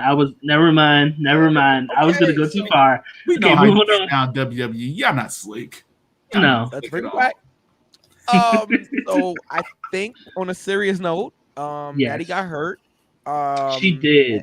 And I don't know any updates on her as of this recording. I hope me neither. that she's good. Okay. But she got legitimately hurt. She actually was seen trying to call the referee over, and he was shooting Tamina, and it was trying to shoot away from Natty. So I hope Natty's okay. Alexa's doing parody videos of Eva Marie, and Eva Marie. Who's Eva Maria? Eva Marie does the job here. Someone that's probably better than Eva Marie. Wow. All right. See, and Facts. Full disclosure, guys, I don't hate Eva Marie as much as I don't hate Eva Marie at all. I cannot stand that girl. I think she's just not good. Like, man, she's fucking not really trash, good. man. I mean, do you think that is actually legitimate? Like, yes. And I asked V this the other week. She wasn't good even in her training videos. She wasn't good ever. No, I can't recall a good promo, a good match, none of that. Like I can't. Like, she's just bad. I can't recall a good match. No, definitely. But she never had a good match. Eva can talk. I will give her that. She can talk. I don't think so. You don't think so? No. I mean, I think back to the 2016 stuff, and the stuff on Total Divas and all of that. Like, I think that Total Divas don't count. That's not in the ring. That's not in front of fans. No, that doesn't count. That's not canon. Yeah, that's not canon. That don't count. That's fair. Are we counting John Cena as the deuce on Total Bellas now? Is that no? We're not counting that. Man. We're not counting Total Divas either. No, I might have to count Total Bellas because woo, John Cena. Woo. Oh man. Oh, and all his house rules. Oh yeah. That was crazy. Yeah, that was all right. Rule number 37 in John Cena. I was over here like, Nikki, stab him, but we got to get through Raw. Oh man, shout out to Carlito and Jesus. Oh wow! Oh man, you just went back to 05, right? Jeez. All right, I'm just gonna go ahead and leave. They said that you stabbed him in a bar. Yeah. Oh God! Oh man! Hey, that was hilarious, man. I miss that.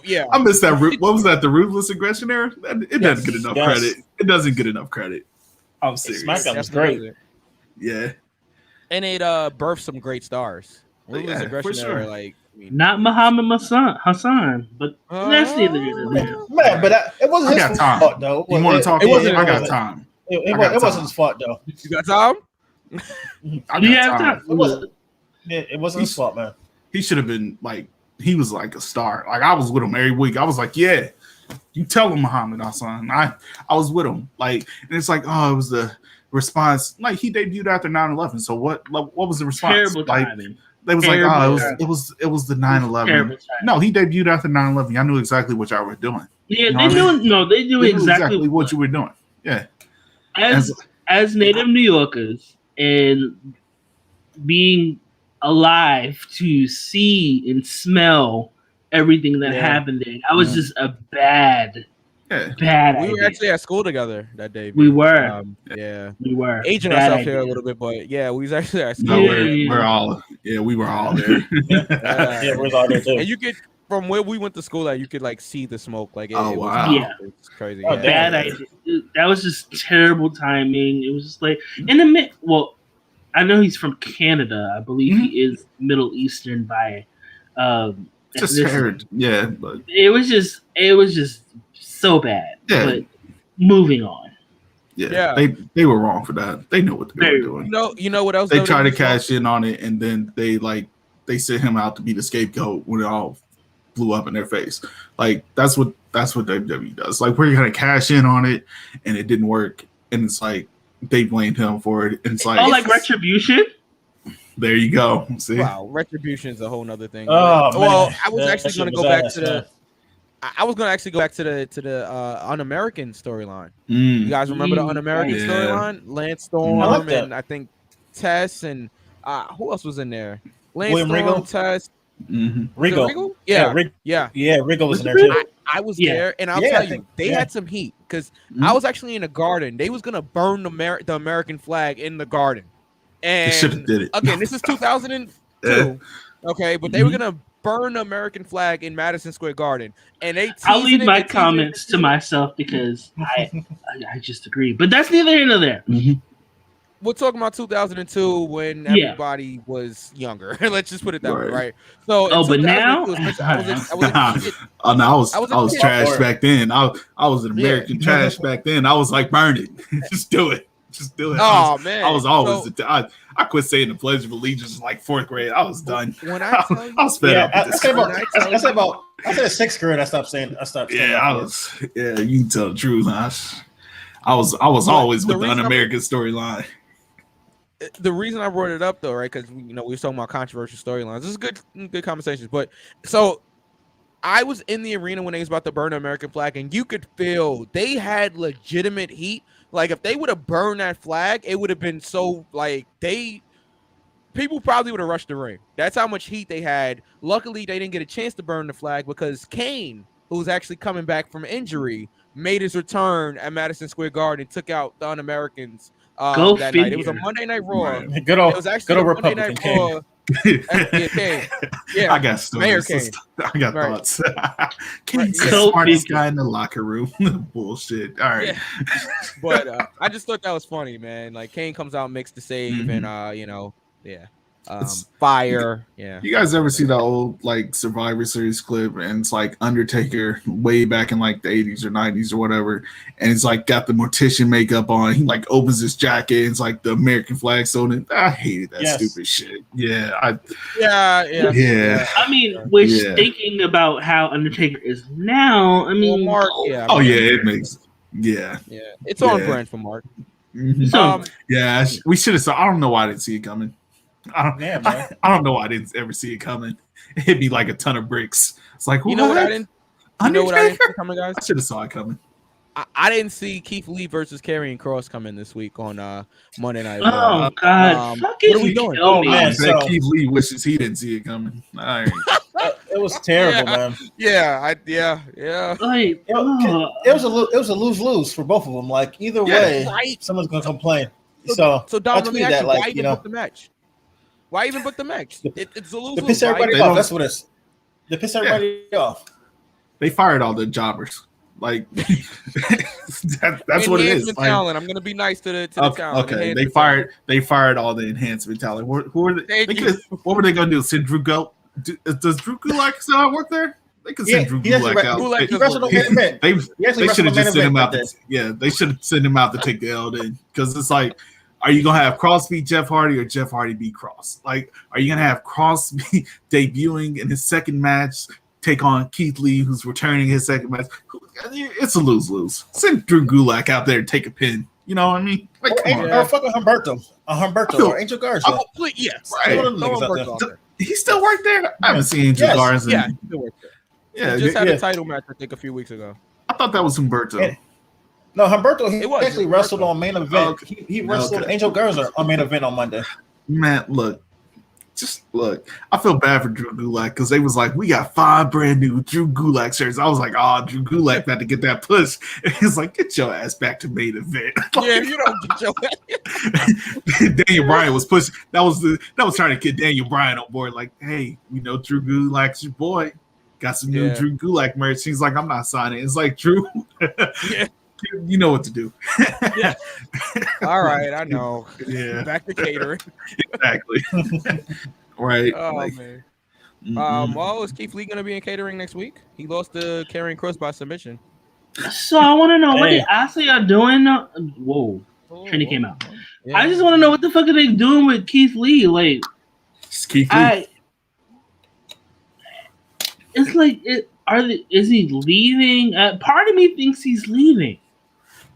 Part of me thinks he's leaving, and then they're just jobbing him out. Is it really jobbing if you lost to 2 world champions? Well, okay, let's be real. We have Karrion Kross without Scarlett, which makes him interesting, and losing to. Did he face Bobby Lashley? Losing to Bobby Lashley, okay, fine. I didn't have a problem with him losing. I hate that he lost coming back on his first match back, but losing to Bobby Lashley, okay. But losing to Karrion Kross without fucking Scarlett, I'm just gonna be like real frank, like real Frank Mitchell about this. Is that Karrion Kross is boring as fuck without Scarlett, and Scarlett just stands there caressing him gently, and he's talented. I'm not going to deny his talent. I'm not going to sit here and say that this man is not talented. But without Scarlett, what is Karrion Kross doing? I'm bored because I actually want to see Scarlett instead of him. Like, fall and pray. I, too, will fall and pray. But at the same time, if she's not there, I don't care about him. Yeah. Unless they go on the Impact route where he starts knocking people out backstage, like, yeah, come get me. Ain't really much for him to do. Like I don't know what they're doing with him. And same with Keith Lee. Like, what's the goal here? Like, and Keith Lee, man, look, man, I love Keith Lee. He got to stop with the tweets. I'll tell you in 2 weeks. Since they're not going to tell you, I'll tell you to keep, man. Look, hey, just get to it, bro. Stop. Just stop it, man. Come on, man. Like, tell us what's going on, man. Or come on. I'll keep it in the fucking playground. Just tell, Yeah. I understand it might be personal, so I always give them that grace. Yeah. I always give them that grace. Like, okay, if it's personal, take your time, whatever. Yeah. But if you're gonna Shonda Rhimes us, come on, man. Right. Like, eventually, shout out to those who got that, understood that. But if you're gonna Shonda Rhimes us every couple of weeks or so, and then there's no payoff, I'm just like, bruh, spill it or keep it in the fucking playground, bruh. Like, like, which one is it? Is it Uchiwali or is it one mic? Wow. Okay. See, that's that Brooklyn coming out. Right. Look, I'm not from New York. I don't care that y'all were Disney Queens, but look, y'all can't do Nas. Does not talk about Nas like that. It's uncalled for. Oh man, it's uncalled for. I love Nas, man. Yeah, man. That's uncalled for, bro. All right. Oh, so wow. Okay. Okay. Okay. You know. Okay. Just joking. Oh, okay. God. All right. Okay. All right. I see where this is gonna go. Okay. Okay. So, all right. You guys mentioned Mansoor and Mustafa Ali and Mason T-Bar. Mansoor and Ali got the win. All right. I mean, cool. Like, what? Cool. Nah, that was dope, man. Ali's like the bully mentor. Like he came flying through with that DDT, and Mansoor was like, "Oh man, that's so cool!" Like, all right. It was pretty cool. It was like, all right, man. That was a cool moment. I dig it, and like Ali's like he's still trying to be a heel, doesn't realize he's being the good guy now. It's like they get the roll up win, and Mustafa Ali's like, "Man, what are you doing staying in the ring? No, they can attack you. Get out the ring, man." That's smart. Like he's still trying to be a heel. He doesn't realize he's being the face. Like he's still being protective and everything. I love it, man. This is a dope storyline. Yeah. I wish it was on TV more than YouTube, but I mean, it's one of my favorite things overall. I think it's just getting started now. Yeah, I think they're just getting tag team champs. Let's go. I wouldn't go that far. Oh wow. Okay. Wow. Yeah, you're pushing it now. Though. Oh, man. Oh my God. Okay. WWE's going back to Saudi Arabia. Mansoor is undefeated in Saudi Arabia. Let's be real. Tag team champs on the way. Saudi or what? Nah. All right. So, we're getting blood money. Absolutely. Blood money. Getting that blood money. All right. Getting kidnappings and all. Let's go. No. So here's something I lock on that plane again. Here's something I always have a problem with, like when you have one person beating two, even if that one person is Bobby Lashley. Cedric and Shelton Benjamin, Cedric Alexander and Shelton Benjamin versus Bobby Lashley in a 2-on-1 handicap match. Bobby defeats them at the same time. Shelton and Cedric were former tag team champions. I always have an issue with this, right? Because you just buried. I get it. They're there to put over, Bobby, but it's like you couldn't use it. Again, it goes to that whole thing where you couldn't use anybody else. Like there's nobody on the 205 Live roster or anything that, you know what I'm saying, to use Bobby. I mean, to get Bobby more over, but you have to use your former tag team champions and Cedric and Shelton, who Shelton is probably going to go into the Hall of Fame one of these days. Like, I don't get it. Because WWE doesn't care about tag team wrestling. Like, I go on this rant all the time. They don't care. Like, you remember Braun Strowman, a little kid, became tag team champion. Yes, they don't care about the tag team champions. They're like constellation prizes in WWE. They don't mean anything at all. It's the reason they started a women's tag team division and then fired all the tag teams. Like, come on. Well, I said that. Okay, sorry. No, go ahead. Yeah. No, I said that when the women's tag team division was created, and V, you can correct me if I'm wrong here, but I think I said this probably on the show, or maybe a little bit before we started doing the show, that I was against it. And the reason I was against it was because, and this is the reason why, because you already don't push the men's tag team division. Now you're gonna add another tag team title to the women's division where you already don't push the men's tag team titles. I mean, that's the power of crystal meth, baby. Yeah, I'm like in the same camp. I feel like Impact have been pushing for like their tag team knockout championships to come back for a few months, and WWE's like, we can beat them to the punch, and they threw them out there, and it's like they didn't have no tag teams ready except Sasha and Bayley, and then it's like by the time like here we are now, half those tag teams are either fired or broken up, and it's like we got what do we have, like 3 teams who weren't really teams anymore. Like come on, man. I only got like 2 teams left. And then they stretch it out. It's like, okay, we're gonna go from defending on Raw and SmackDown to also defending on NXT, and they still don't have enough teams. Like they don't care. It was just trying to capitalize on what everybody else was doing, and they still stuck to do exactly. Yeah, like there was no real point to it. Like they don't care. Like so, tag team champs, they still gonna be getting jobbed out. Like it is what it is. The tag team championships, like with the championship belt, is supposed to either elevate the championship or elevate the champion. But with tag team championships, that doesn't mean anything. Like you just get a trophy to wear around, and then you get to lose to John Cena and HBK or whatever tag team they're throwing it together. You know what I mean? It might be Edge and Randy Orton, whatever. Like always, it sounds stupid, but I always feel like if you're a tag team, you're tag team champions, you should beat the 2 guys that's thrown together. It doesn't matter if they're both world champs. You know what I mean? Like, right. And you know, it sounds dumb, but like that's why I always feel like I get Bobby Lashley's Bobby Lashley. He's like one of my favorite wrestlers, but at the same time, Sheldon and Cedric, they were tag team champs. I know they had their little garbage feud or whatever, but they still should have beat Bobby Lashley.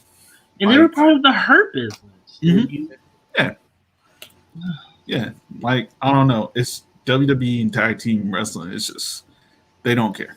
Like All right, let's wrap up Raw here, guys. So the show pretty much ended with Charlotte and Nikki in a women's title opportunity. Yeah, that shit was match, ass. but that makes no sense because Charlotte's already in the match. So what? And then Charlotte beats Nikki, right? After a roll through on a crossbody, clean in the middle of the ring. So your new champion loses clean to Charlotte in the middle of the ring a week after she wins it.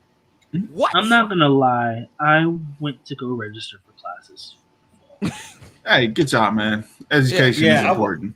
I watched some of it, but I was like playing Pokemon on my fucking Switch for the match. Yeah, man.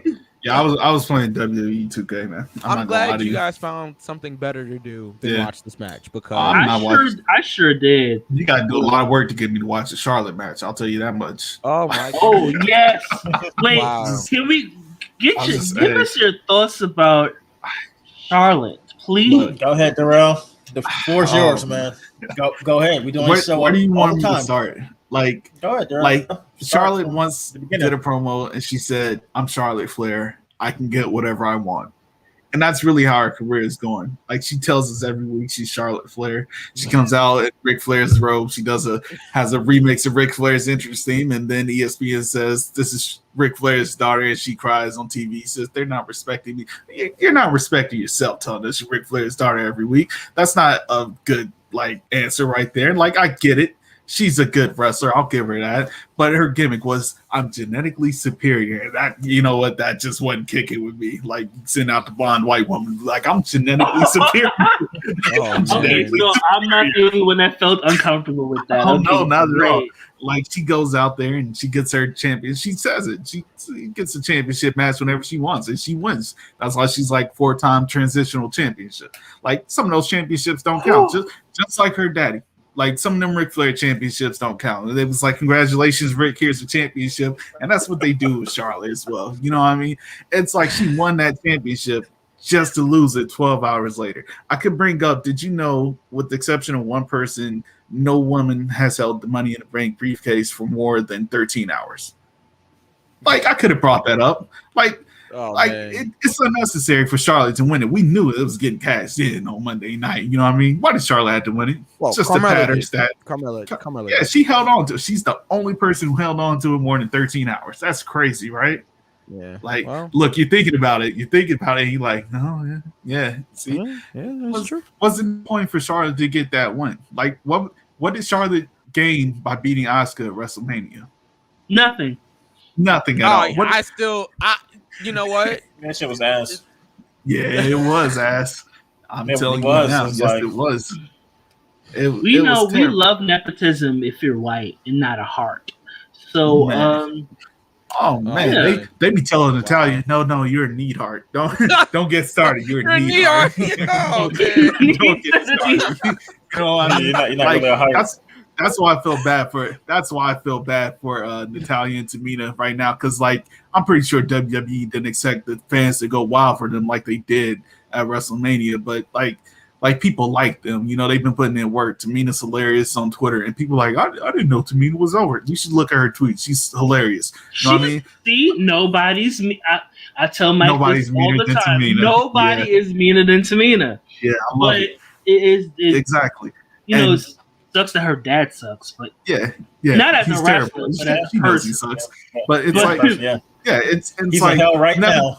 And it's like, even with white people and nepotism in pro wrestling, if you're Rhodes, you can get what you want. If you're Flair, you can get what you want. But if you're Neidhart, you better keep it moving, buddy.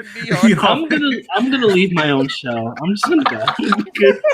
Look, hey, you guys got it. Like, I give up. Charlotte Flair. I don't really have much nice to say. She's a good wrestler. She's okay with the promos. You know what? I'm glad that she's fighting back with the fans. She's giving them middle fingers now, because she used to cry when the fans would go at her. So she's made some progress. She just don't deserve everything she got. I will say this because I live in North Carolina. I'm not gonna say the city. I have met both Rick and Ashley. Yeah.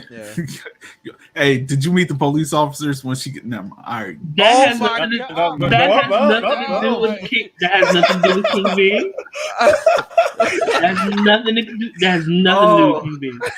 She did. But at a former, that's crazy. At a former place of employment, I'm not giving that place any kind of recognition. As a former place of employment, you're gonna figure out what city I live in, but Rick used to come in the store that I used to work in all the time. Did one of his wives work there? I'm sorry, man. I'm sorry. Oh man, Rick. It was a time where he brought Ashley in. Mm-hmm. Ashley was a complete sweetheart. She was really, really nice. Rick was proud of her. All of that. I told Mike this story. Really, really proud of her. Really, she's really sweet. You know, she's one of those people who's like, Dad, stop. You know, but Ashley Was Rick drunk or not? No, he was sober. Oh my! Man, when I mean that when Rick would come in and go, "Woo!" He's really like that in real life. Oh man! The one time that he's doing because Ric Flair go Uber, you better get a town car. The general manager of the store that I used to work in, big wrestling fan. They used to send me to the back every time he came in, but the one time that I was the only one working in the front, he allowed me to check him out and stuff like that. He was great. Ashley was a complete sweetheart. So Ashley Flair is great. She's such a sweetheart. Charlotte Flair. Would Brandon agree with you? I'll play. I'm sorry. I gotta go. I can't. Oh man. I'm sorry. Yeah, sweetheart. We're not marrying the person. It's the character. I feel so bad. Like Charlotte and Tessa Blanchard. I'm sorry. Okay, so I just want to go ahead and just say my weekly fuck Tessa Blanchard. Oh, you got a weekly? Oh, man. No amount of niggas that you work with is gonna help. Not at all. What you said. I was disappointed in her, man. Black wrestlers, not only black wrestlers, but Afro Latino wrestlers, and as someone who is Afro Latino, it's a big fuck you, okay, for the rest of your days. Her whole world spiraled down that whole weekend. She was like, "We need to support women," and women was like, "Excuse me, bitch. Like fuck you, like fuck you, Tasha." Who's we? But that nigga Moose was. But Moose was trying to support her, and I'm like, yeah, Moose, you're doing too much. Moose, she just... I mean, but leave it to... Never mind. All right. Leave it to niggas to defend a white woman. Never mind. Hey, hey, he was in the NFL, man. We know how this goes. Oh, man. Back to Ashley for a second. I'll agree with V because when I met Ashley's so sweet. When I met Ashley, like she's always been like so a sweetheart, like always. Man. Like she and the people that actually the crazy thing is the people that have worked with her and that still work with her say she's the sweetest person you'll ever meet. Unlike Tessa Blanchard. No, Tessa's trash. Like, she was like, "I'm gonna be the first women's world champ," and they were like, "We gonna tell them about you, though." Oh man! And then she stole the title belt. They had to switch it from silver to gold. Yeah, she's all trash, man. All trash. Yeah. It's crazy because like I had met Tessa before that whole thing, like you would have never knew came out. And it's like, man, because I was like backstage at an Impact show. I'm gonna say sometime in 2019, and it was like right before they was gonna put the world title on her. And I didn't know any of that. And like I said, I'm not gonna defend her in any way, shape, or form. All I can say is she was nice to me when I met her, but none of that matters at this point because now I know what I know about her. Like, none of that matters that she was nice to me, but I don't have anything personally bad to say about her. Like, just because she was nice to me, she was nice to my pops. Like, I can't. And the bitch that I had. Sorry. Once the worms out of the can, you can't put them back in there. Sorry. Sorry. Man, she killed her whole career in a weekend. That's crazy. Like, yeah, it was bad. I could have made her like a star forever, and she was like, "Nah." And it should have. You know, it's crazy. It should have because like for the first time, I started hearing Impact pay-per-view commercials like on the radio. I'm driving and I'm hearing for the first time ever, Tessa Blanchard versus Sami Callihan for the World Championship. Like, I'm like, wait, am I hearing an Impact commercial on like a New York radio station? Like, what is going on? You know, so they was really they spent a bag on. They had to go, and it sucks that they had to go through with it at that point because like that was like, yo, this stuff happened. It's so much money, and it sucks. They had to like, we gonna keep it quiet, we gonna keep it pushing. Maybe no, and it just didn't go away. And then she was like, "Oh, y'all want y'all belt back?" No. they just didn't have it. The situation that she like the whole COVID thing happened, and she went to Mexico. She went to Mexico with the championship belt. She wouldn't film like. It was like, you don't have to come back for this pay-per-view, but can you come back for a couple months for this major one? and she was like, "Nah, I'm not coming back for that." They was like, "Well, can you film a promo like dropping the title?" She was like, "Nah." It was like, "Can you at least mail the title back?" she was like, nope. "She was like, nah." So when Slammiversary rolled around that year, it was like, "Oh, that they got a gold championship belt now. That's crazy." And it was like, "Yeah, they couldn't get it back." Like Tessa, come on, like like what was I don't doing? know. But that was cold blooded. Impact actually. And I will say this: as good as she is in the ring, I do feel like her career is just, she killed it. Like and like she killed it. I know there was some talk about AEW signing her. Yeah, it is. They like, better I don't know not. if they want the bad publicity. Nah. That would, The thing that is, would fuck all them right, up. they need the talent, but they do don't need need the talent. person. They need somebody as talented or not better as Tessa. But That's I like feel them signing Hulk Hogan. no, it's not. Absolutely Pretty much. No, it's not. Yeah, you know what? they're You're both right. racist. No, it's they're not. both racist piece of shits. Yeah, I hate them both. I know. Nah. Well, actually, I hate Hulk Hogan more. Yeah, I think so. Hogan's a whole Hogan's different- way. Hogan is. I think. Yeah, Hogan's worse. Yeah. Hogan's definitely worse. Like, but I mean, like it he's, is what it he's is. the Grand Wizard racist. Oh yeah. I mean, Tessa is too. But, Okay. At least she'll do what you the guys- job. So, what did you guys think about Monday Night Raw? What do you guys give it? I tapped out. I tapped out in the first 5 minutes of Raw. Like when I watched at 9 o'clock, I was like, yeah. Was it like one of those like you didn't want to tap out, but it's like, all right, or was it like as soon as they put the ankle lock on you or whatever, you tap? Nah, yeah, it's like that. Like I got a championship match on Sunday. I'm tapping out. Don't hold this lock in. I gotta refresh.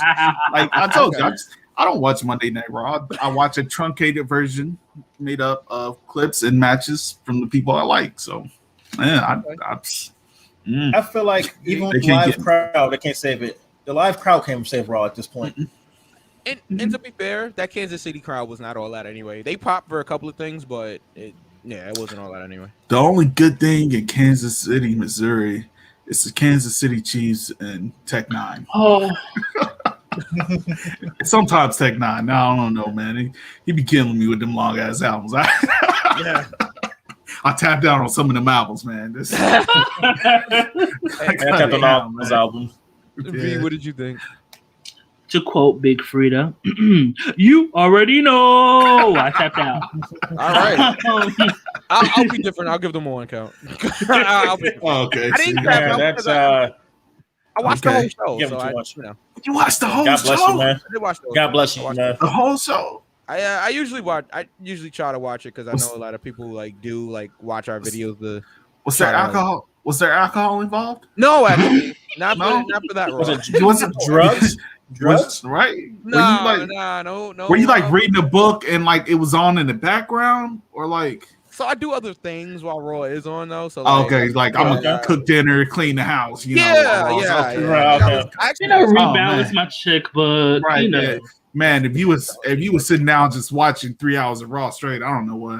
No. I think I was like cooking through half of it or whatever. But okay. Yeah, okay. I mean, you know. Okay. I have no reason. I honestly have no reason to watch Raw. And I said this last week, and I told Mike this last week, because of a certain someone that got moved over to SmackDown. Yeah. You know, feel the glow. I have no reason to watch Raw. I mean, Over. I mean, no. Goldberg? No, Goldberg coming back? Old nigga Goldberg? No. I'd be more excited if Gilbert came back. Yeah. Please bring back Gilbert. No, let's not. Why not? What did Gilbert do? Gilbert was a goat. I just, I want him to. Gilbert is awesome, man. Get healthy. That's what I want from Gilbert.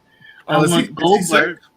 I believe so. Oh, well, I'm sorry. Get healthy, man. I think he is now. He's healthy. No, he's healthy. He had a heart attack. But he's okay. What? Jerry Lawler had a heart attack. Yeah. He's all right now. Jerry Lawler had a heart attack. He went right back to the daycare parking lot. He did have a heart attack on live television. Mm-hmm. Yeah. I respect Michael Cole for playing through that one. Yeah, but he blamed Dolph. Hey, man. Oh. That was crazy. I'm not gonna lie. I'm like, whoa. Yeah, I don't know how you were able to professionally. And he finished the show. Like, I mean, Kansas City, Missouri is not good for wrestling at all. Talk about it if you really want to go there. Good for much. Because Owen Hart died in that same arena. Same arena. Oh, man. Yes. Arena, right? Yeah, and I'm just like, wow. So no more Kansas City. Let's just skip that. No, this is skip over. No shade to Kansas City, and shout out to one of my good friends that's from Missouri, not from Kansas City, but yeah, we're just gonna skip over y'all. Yeah, Sorry. just go to St. Louis. Just skip Kansas City. Yeah. Yeah. Real quick. So this tweet about Eddie Guerrero being a B+ player. The fuck? Man, somebody just wanted attention. That's what that was. Somebody wasn't getting enough attention, hugs and kisses at home or something because they had to be spoken crack. I'm gonna go ahead and read the tweet because I have a couple of. I never even saw the tweet. I just saw people say, "I don't need to see none of this." I seen the tweet. Oh man, at OLYOSSO. Say that again. I'm about to send some hate tweets real quick. OLYOSSO. Gotcha. You're gonna get your attention today. Eddie Guerrero was a B+ player at best, and people only hold him in such high regard because he is dead. Now, wow. I'm gonna go ahead and start here. Show me that you were born in 2001 without showing me that you were born in 2001. Let's start here. Eddie Guerrero has been held in high regard before his death. Eddie Guerrero was popular before his death. So I just want to know, what the fuck are you talking about? Wait, let's go even further. Before his death, before WWE, before WCW.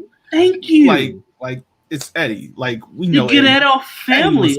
Was Japan, Mexico, all over the world. Like even when Eddie was on drugs, he was better than most people. You know what I mean? Like he wasn't even a B+ player on drugs. You know what I mean? It's like Eddie Guerrero is like he did it all. Doesn't matter. Promos, technical work, all that stuff. He did it. Funny shit. You know what I mean? Yeah. It doesn't matter if he was putting laxatives in Big Show's burrito, if he was riding with China, like, come here, Mamacita. You know, it didn't matter if he was out there with Chavo, like, all right, we're gonna rob these people. You know, it didn't matter. Like one of the best wrestling memories ever, Eddie Guerrero taking that boot off of WrestleMania. Oh man, come on. Oh, taking that was boot off. Oh yeah. Like Eddie Guerrero, come on, man. Like literally all of wrestling Twitter. Wrestlers across who hate each other, like WWE, NXT, AEW, the Indies, Impact. We're telling you that you're a fucking idiot. Yeah, there hasn't been this much unity in professional wrestling since Faye Jackson's trial. You know what I mean? Oh, and it's man. like before my God. But like, look, those were the two things that brought professional wrestling together this month: Faye Jackson and Eddie Guerrero. Shout out to Faye Jackson. Yeah. Shout out to Faye Jackson, but it's just like, what makes you think that Eddie Guerrero? We're not talking about. Man, you might have even got away with it if it was Chavo. You might have even got away with it with Chavo, but not even Chavo. I think if your last name is Guerrero, if your last name is Guerrero, you're gonna have a huge piece of respect in the business. Just like how your last name, is Hart or Von Erich. Not Teddy. Not Teddy Hart. Rose. No, not Teddy Hart. Not Teddy Hart. Not Teddy Hart. But I'm just saying, if you are a part of a wrestling legacy, there's gonna be some respect there, especially if you're good. It's not like a Lacey Von Erich when you were just bad at what you did. But it is better. Where? Donde stop? No, she did not. It wasn't her fault. She tried. She did her best. And you know what, Brady pushed her. Brady said almost doesn't count. Oh man. And she'd also say beep beep vroom vroom get out the way. Wow. She did say that. But it's like Eddie Guerrero was one of those people that is loved universally. Mm-hmm. So you can't say something like that. It's like he's a B plus player. Who is the person that you love that's an A plus player? Who Goldberg? Fuck Goldberg. Goldberg like D plus at best. Goldberg, and that's on Bret Hart. Yeah. And put it on Kevin Nash. Wow. But it's just like, how can you be so? It's not even the whole disrespect of it. It's like you're erasing a whole part of Eddie's legacy before his death. You know, despite his flaws. You know what? Not even just his legacy. Like Eddie was a big part in like a lot of people's careers. Like not just him. Like Rey Mysterio. Exactly. Like we all love Rey Mysterio, but like Eddie Guerrero was there like every step of the way. Like WCW, WWE, like would Rey Mysterio even be as big as he is now if it wasn't for Eddie Guerrero? Like it's not like we're talking about Briss Kenwa. And wow, all right. Oh, you know what? I got it. I see you. You see me. We see each other. But it's not like Eddie. You know, despite his flaws, Eddie did not ruin his legacy. Right. Yeah. Like Briss Kenwa.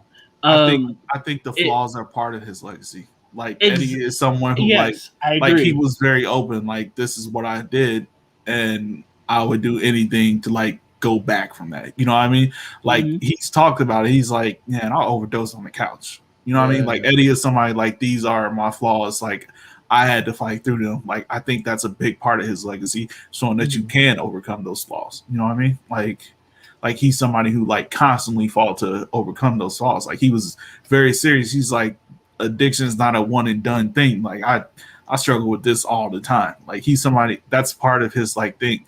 Like one of his best promos to me is the one where like he's like, yeah, I am an addict. Like he was talking to Brock Lesnar. Yeah, that's like my favorite Eddie Guerrero promo. He's like, I am an addict. Like he's like, and that's what makes me me. He's like, that's what makes me great. Like that's why I'm gonna beat you because I'm addicted. Like I need it. It's like that's part of his legacy to me. That's what makes him like great to me. Like not just as a wrestler, but like as a person. Like Eddie Guerrero's like not even like a B plus player in like wrestling. Like he's an A plus player in life. You know what I mean? Yeah. Like who has anything bad to say about Eddie Guerrero? Like have you ever heard anybody say anything bad about Eddie? Nope. Apparently that fucking idiot decided to tweet that. And he's out of his mind. Yeah, but I thought the person who tweeted that they're just bored. They're just bored and had nothing else to do. Like were you smoking the same shit that Bruce Pritchard is? Like, okay, I think we should get out of here. But yeah, no.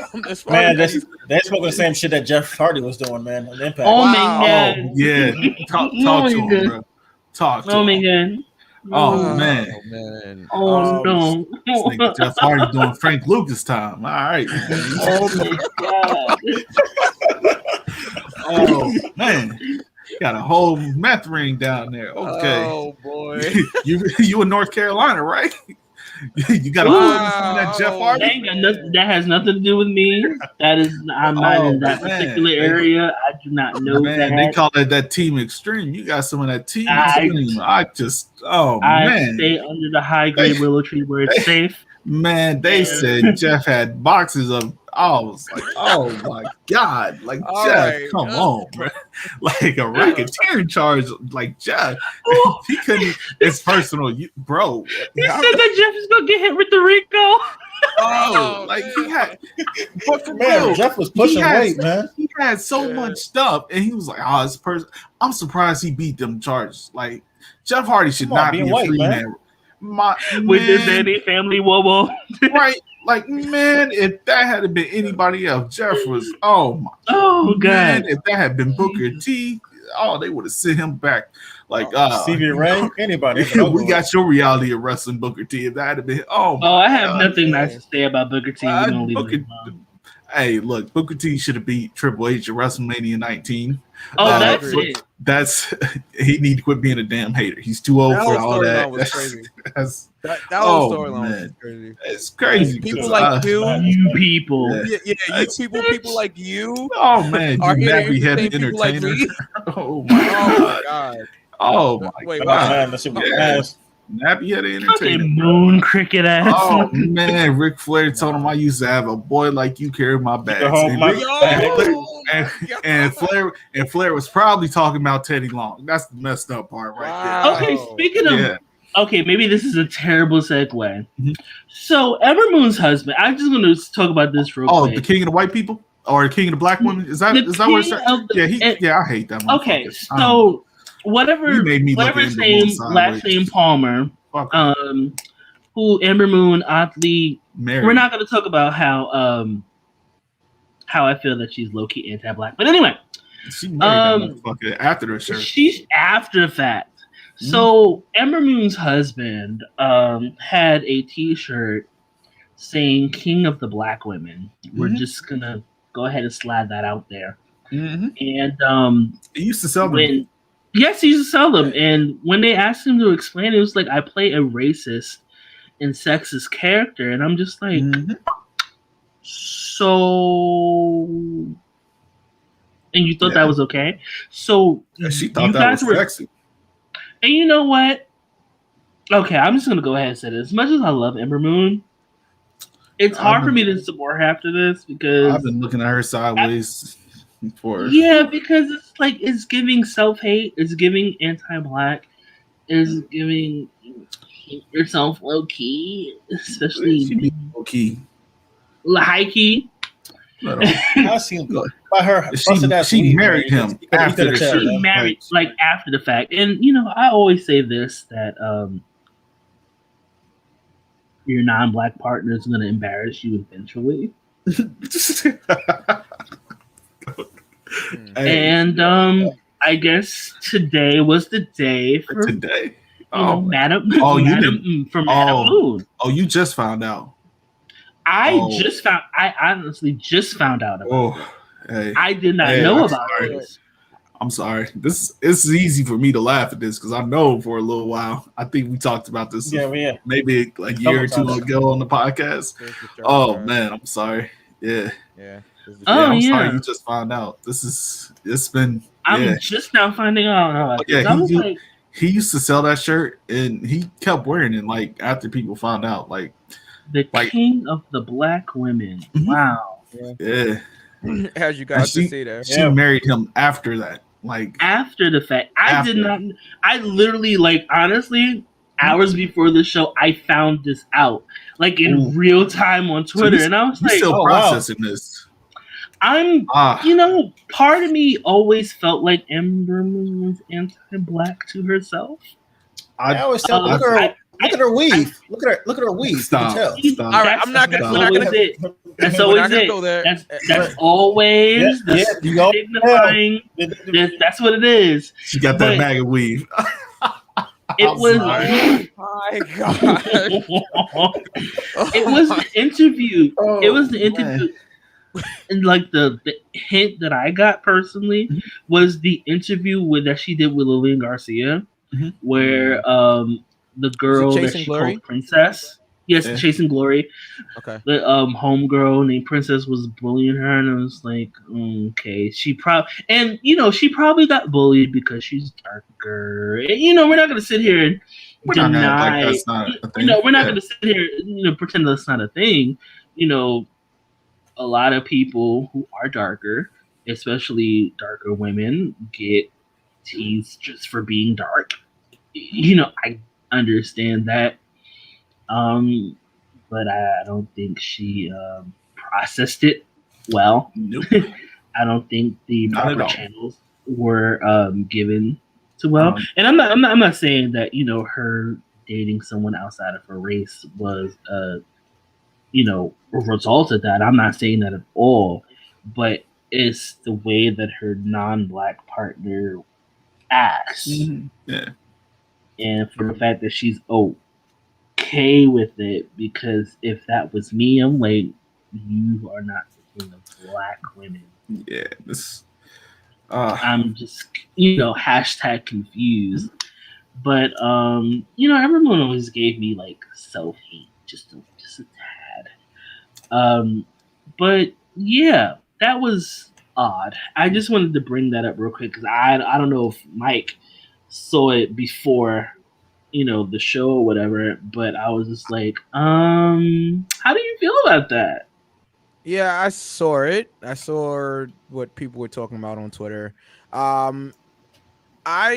So here's the thing about Ember. I tried to ignore the fact that she had a white husband. Because the white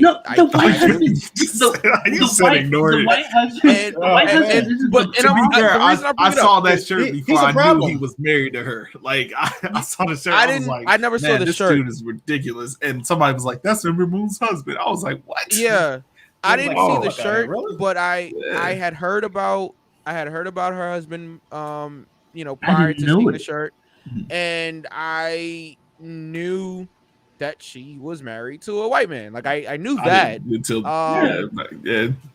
but it didn't register to me that he was, selling this shirt and his character or anything like that. Oh, he was selling it up until George Floyd stepped.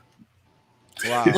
He'd been selling it for a few years. Yeah. Because it's like, if we're going to call her out, if she was doing anti-black shit or allowing her white partner, or not even her white partner, but her non-black partner do anti-black shit, I can call out people like Apollo Crews. We'd have, nothing. Rick O'Shea, as I was like to call him. Ricochet. Rick O'Shea. No, just Rick O'Shea. I took the Ricochet. The only Ricochet we recognize is from Mucha Lucha. You know what I mean? Like, okay. But, calling out other black wrestlers who have, I'm not going to call out black wrestlers who have non-black partners, but I will call out black wrestlers. Yeah, I will call out black wrestlers for being anti-black. Booker T. Yeah, and some of them got black partners. Yeah, like Booker T. Okay, because fuck you, I still fuck Booker T over here. But what he said, Mark Henry too. He's another one. But it's just that I have to see these people around, but I'm listening. Like that's why I'm like, you already know how I feel about that bullshit about Naomi that he said. Oh man, Naomi, Sasha, Sasha too. Yep. But it's like, I guess us as black people, because we expect our wrestlers to not be anti-black. Dwayne Johnson. He's doing better. Wait, hold on. Look, come on, he's doing better. All right, we're not gonna do. We're not gonna do. We're not gonna do. Look. Okay. The Rock, his stem from he was having some issues with his father. Him and his father squashed the beef. He's doing a lot better now. That was on some personal level. Look, he got no choice but to squash the beef. Never mind. He squashed the beef before he died. Come on now, cold blooded. But I'm just saying. I got your back, Rocky. Put me in the Black Adam. Black Adam's one of my favorite characters. Put me in the movie, Rock. I got you. It bothers me when wrestlers that look like us, that I guess I don't want to say hold to a higher standard, but no, I'm gonna say hold to a higher standard because they look like us doing anti-black shit. And it's just like, or allowing their black partners or non-black partners to do anti-black shit. Ember Moon. And, a lot of times, sometimes they suffer for it. Naomi, because, hey. But, hey, we're going to leave that alone. If Jim Uso was Chris Jericho, this wouldn't be a problem. Do y'all remember that Chris Jericho got arrested for fighting? Who was it? Was it Matt Hardy or Hurricane in the back of the cab he was fighting? They got arrested for that shit. Y'all don't remember that? Wasn't he fighting a fan? He was fighting. No, yeah, I think he was fighting. That was a different. Oh, different. Jericho's been arrested. Yeah, Jericho used to be. He used to be Wild Boy. Who was he fighting in that cab? Hold on, y'all don't remember that, man? Jericho. Oh God, he did. And he got arrested with another wrestler. They were fighting in the cab because they were drunk. Yeah, it was Hurricane Helms. 2010, January 28, 2010, Chris Jericho, Hurricane Helms. They were arrested in Kentucky because they were drunk and fighting in the backseat of a cab. So they called a cab, waited on the cab, got into the cab, and then decided to beat shit at each other in the cab. Like, all right. Like, can you imagine that you just driving and you got to pull over because they whooping each other's ass in the backseat? Right. Like, come on. And man. Hurricane are fighting each other. And allegedly Matt Hardy was with them and he ran away. Which, if you see Matt Hardy, and if you see Matt Hardy's legs, you gotta. He was all right. No, but I like Matt Hardy. I just wanted to bring that up. Hardy, but he know what his legs look like. Yeah. I just wanted to bring that up because it's just like I wanted to feel out how everybody else felt about it. To me, it's just like disappointing but not surprising. Oh yeah, it's you're not a black partner was gonna eventually, embarrass you in some way, shape, or form. And one more thing that I want to bring up. WWE allegedly is going to have this Queen of the Ring. Don't care. No love. No love. Same. Oh, man. You know Becky Lynch coming back to win it all. So, this is my thing. I would care if that happens. I would care if that happens. I'm fantasy booking here, man. Yeah, I wouldn't care. This is my thing. So you can do Queen of the it just so happens that you're gonna announce this Queen of the Ring when NWA has their Empower pay-per-view. Thank you. Yeah, it's what they've been doing. It's what they've been doing. It's what they did. That's how Women's Evolution came about. I forgot who was having the all women's show. I don't remember. It might have been Impact. It was either Impact or Ring of Honor was doing like the Women of Honor tournament for like the first time. Like it was one of them. But that's how Evolution came about. So, and I'm just like, a lot of this and I think this is my problem with WWE. This alleged progressiveness. Yeah, it's based on what everybody else is doing. Exactly. And I'm just like, you can't do it organically. And, for the most part, Evolution was popular. It was like, well, we don't think about having another all in this pay-per-view because because nobody else is doing it. That's why you don't want to do it. You want to compete with everybody else. That's why it took so long for. I think that they also feel that they don't have the talent to draw. I mean, when you release all of your talent, yeah, I agree. It's not even that they release all their talent; it's that they don't build stars anymore. Like they don't have a star. That's the thing. It's like other companies; they don't focus on the brand over the star. WWE, the brand is more important than everything else. Well, other companies like build a star, bring a star in, and then you can elevate the brand. WWE above everything is what it is over there. Other companies, they don't really care. They try to build the stars. You know what I mean? Like I'm gonna be real with you. I was like, man, I don't give a fuck about no Darby Allin, but now I give a fuck about Darby Allin. You know what I mean? It's like, man. Yeah. They did a great job with Darby Allin. They're doing a great job with like building stars. It's the same thing. It's the reason Impact keeps kicking every time they lose a bunch of people. It's like we just gonna build a new star. It's what they do. And AEW's been doing the same thing. Like they're building stars. Like sure, guys like Kenny Omega and the Young Bucks and even SCU were like stars when they came in, but they're also building stars. Like the Acclaimed is like one of my favorite tag teams now, and they be fucking up every now and then on Dark. I be seeing it, but it's cool. I love them. Like they great. Like they're gonna be tag team champs in the future. You know what I mean? But they're building stars. Like even if it's like you don't like people, like they're not afraid to use like enhancement talent instead of like 50-50 booking to like get people over. You know what I mean? Like I was like, fuck it, we just gonna hire some jobbers. Come on in here and you go lose. I think Fuego del Sol won one match and he was on there like every one match. 1 in 22. Just one. And he's one of the most over people on Dark. And everybody went crazy when he did it. Like they need to sign him, by the way. I've been seeing him on Reddit and now that hey, sign him. Sign that man. Just bring him in instead. I agree. You know what I mean? Like, but it's like they're not afraid to like build stars. Like even somebody who had like Lance Archer, like he already had a little buzz. Shout out to him, he did the show. Lance Archer, he always had a little buzz, but like they like kicked it up and elevated. Like, what can we do to get him to the next level? Bring in Jake the Snake. You know what I mean? Like they're not afraid of people like growing bigger than the brand. They don't care if Kenny Omega's world champ and Impact and AAA and feuding with the guys from New Japan, because it's not about the brand. It's like, man, if Kenny's a bigger star, he's bringing more eyes to the company. WWE is like, no, the brand is it. We got to do WWE films. Let's even though bring most back of them somebody from 1998. like I know people. Let's bring in Goldberg, even though a lot of our fans weren't even born when Goldberg was around. You know what I mean? Or we were, but we're tired of that already. Like the people who watch Goldberg. That.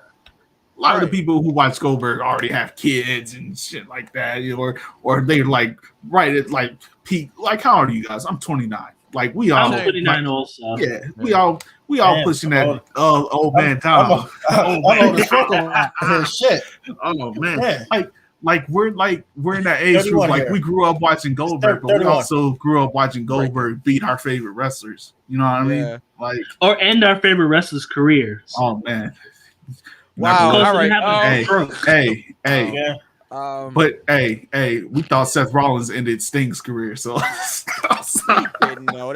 thought he did. So much but there's a difference. There's a difference. Seth Rollins is good at I know. Yeah. Goldberg is not. Goldberg not. I can't think of too many Goldberg moves. He got the spear. He got the jackhammer. He's not good at either one of them. Do he even do that kick anymore? He don't do that kick no more. I feel like he's just like Ultimate Warrior. Rip his fucking leg off. Like Goldberg and Ultimate Warrior got the same moveset. Oh, it's still fuck Warrior. Oh yeah. Yeah, it's definitely fucking, They should have renamed that award to the Shad Gaspard Award. I'm staying on that one. I agree. Yeah. But, all right.